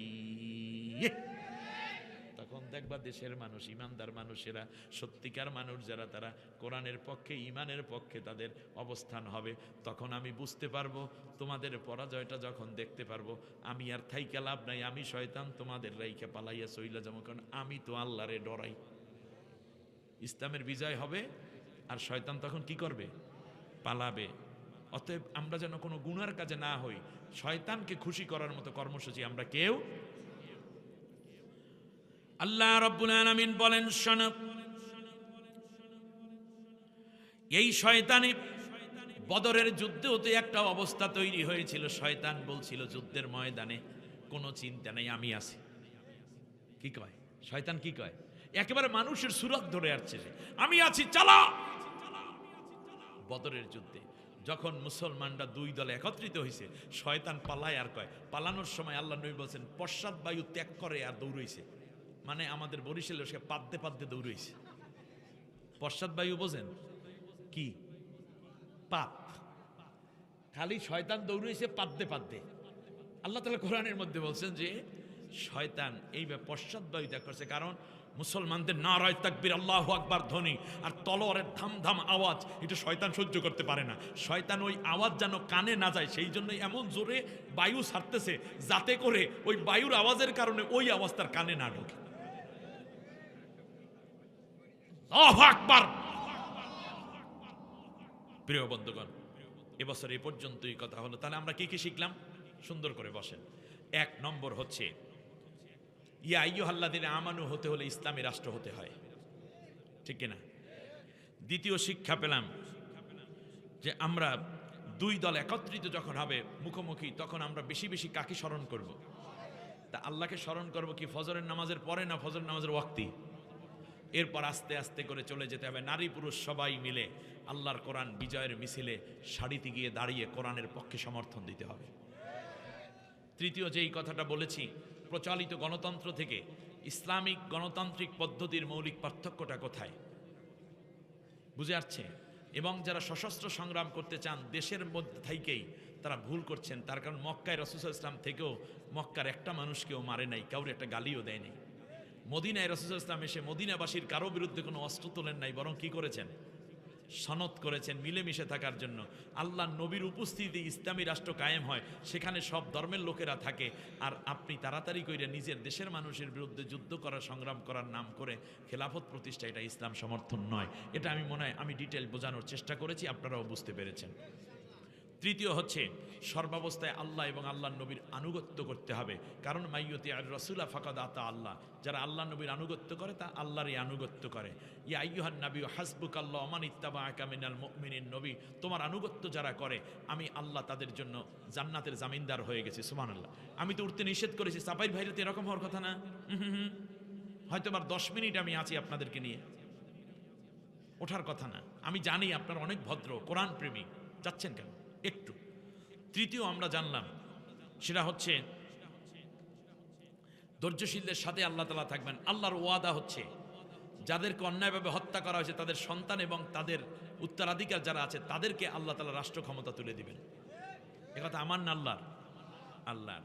পঞ্চম হচ্ছে অহংকার করে ঘর থেকে বের হওয়া যাবে না। বিজয়ের আগে মানে বিজয় হওয়ার আগে আনন্দ করা যাবে না, এবং বিজয়ের আগে যারা আনন্দ করে তাদের পতন নিশ্চিত। ষষ্ঠ জানলাম শয়তান মানুষের কাছে আসে যে চাকচিক্য মানে বিজয় তো তোরাই হয়ে গেছ, তোদেরকে আর ঠেকাই কে? এইরকম অনেক কথা বলে বলে মূলত ইসলামপন্থীরা যেন পরাজিত হয় সেই রকম কিছু স্লোগান এবং সেই রকম কিছু কারিকুলাম কর্মসূচি জাতির সামনে পেশ করা হবে। কিন্তু যখন উপযুক্ত সময় আসবে তখন শয়তান ঠিকই পশ্চাৎবায়ু ত্যাগ করতে করতে দৌড়াইবে। শয়তানদেরকে আর বাবাজি বাবাজি কইও খুঁজে পাওয়া যাবে না। বিজয় হবে ইসলামের, ঠিক কিনা বলেন? আল্লাহ তাআলা আমাদেরকে কবুল করুন। নামাজের সূরাতে সবাই বসেন হাঁটু ভাঁজ করে, একবার আলহামদু, 3 বার কুল হু আল্লাহ পড়ি। আখিরি মোনাজাত 6 দিন ব্যাপী মাহফিল। এই আজকের এই বিশাল মাহফিল হয়ে যাচ্ছে 28তম। মূলত এটা হওয়ার কথা ছিল 35তম, না 35তম। এই 35তম বছরে কত ভাইয়েরা ইন্তেকাল করেছেন। অনেক শ্রোতা ছিলেন যারা আজকে নাই, ঠিক কিনা বলেন? অনেক বক্তা ছিলেন যারা আর কোনোদিন এই মাঠে আসবে না, যেমন আব্দুল হামিদ মরহুম মাকফুর, এরপরে কে কে জানো, মাওলানা আব্দুল কুদ্দুস সাহেব, আব্দুল গফফার সাহেব, মাওলানা আবু বকর সাহেব সহ কত বিদগ্ধ ওলামা এখানে আসতেন। তাদের বয়সী হয়তো কেউ বেঁচে থাকতে পারেন, কিন্তু তারা নাই। একদিন আমিও থাকবো না, একদিন আজকের সভাপতি এখানে হয়তো বসতে পারবে না, আমি আপনি হতে পারে জীবনের শেষ মাহফিল। কত নারীরা এখানে এসেছে, আজকে তারা নাই, হয়তোবা আগামীতে থাকবেন না আপনিও। সুতরাং আজকের মুনাজাত আল্লাহ যেন কবুল করে নেন, এবং আজকের এই মাহফিলের বরকতে আল্লাহ যেন আমাদের গুনাহ মাফ হয়ে বাড়ি ফেরার তৌফিক দান করেন। সম্মানিত ভাইয়েরা, একবার আলহামদু সূরা পড়েন সবাই, 3 বার সূরা ইখলাস পড়েন।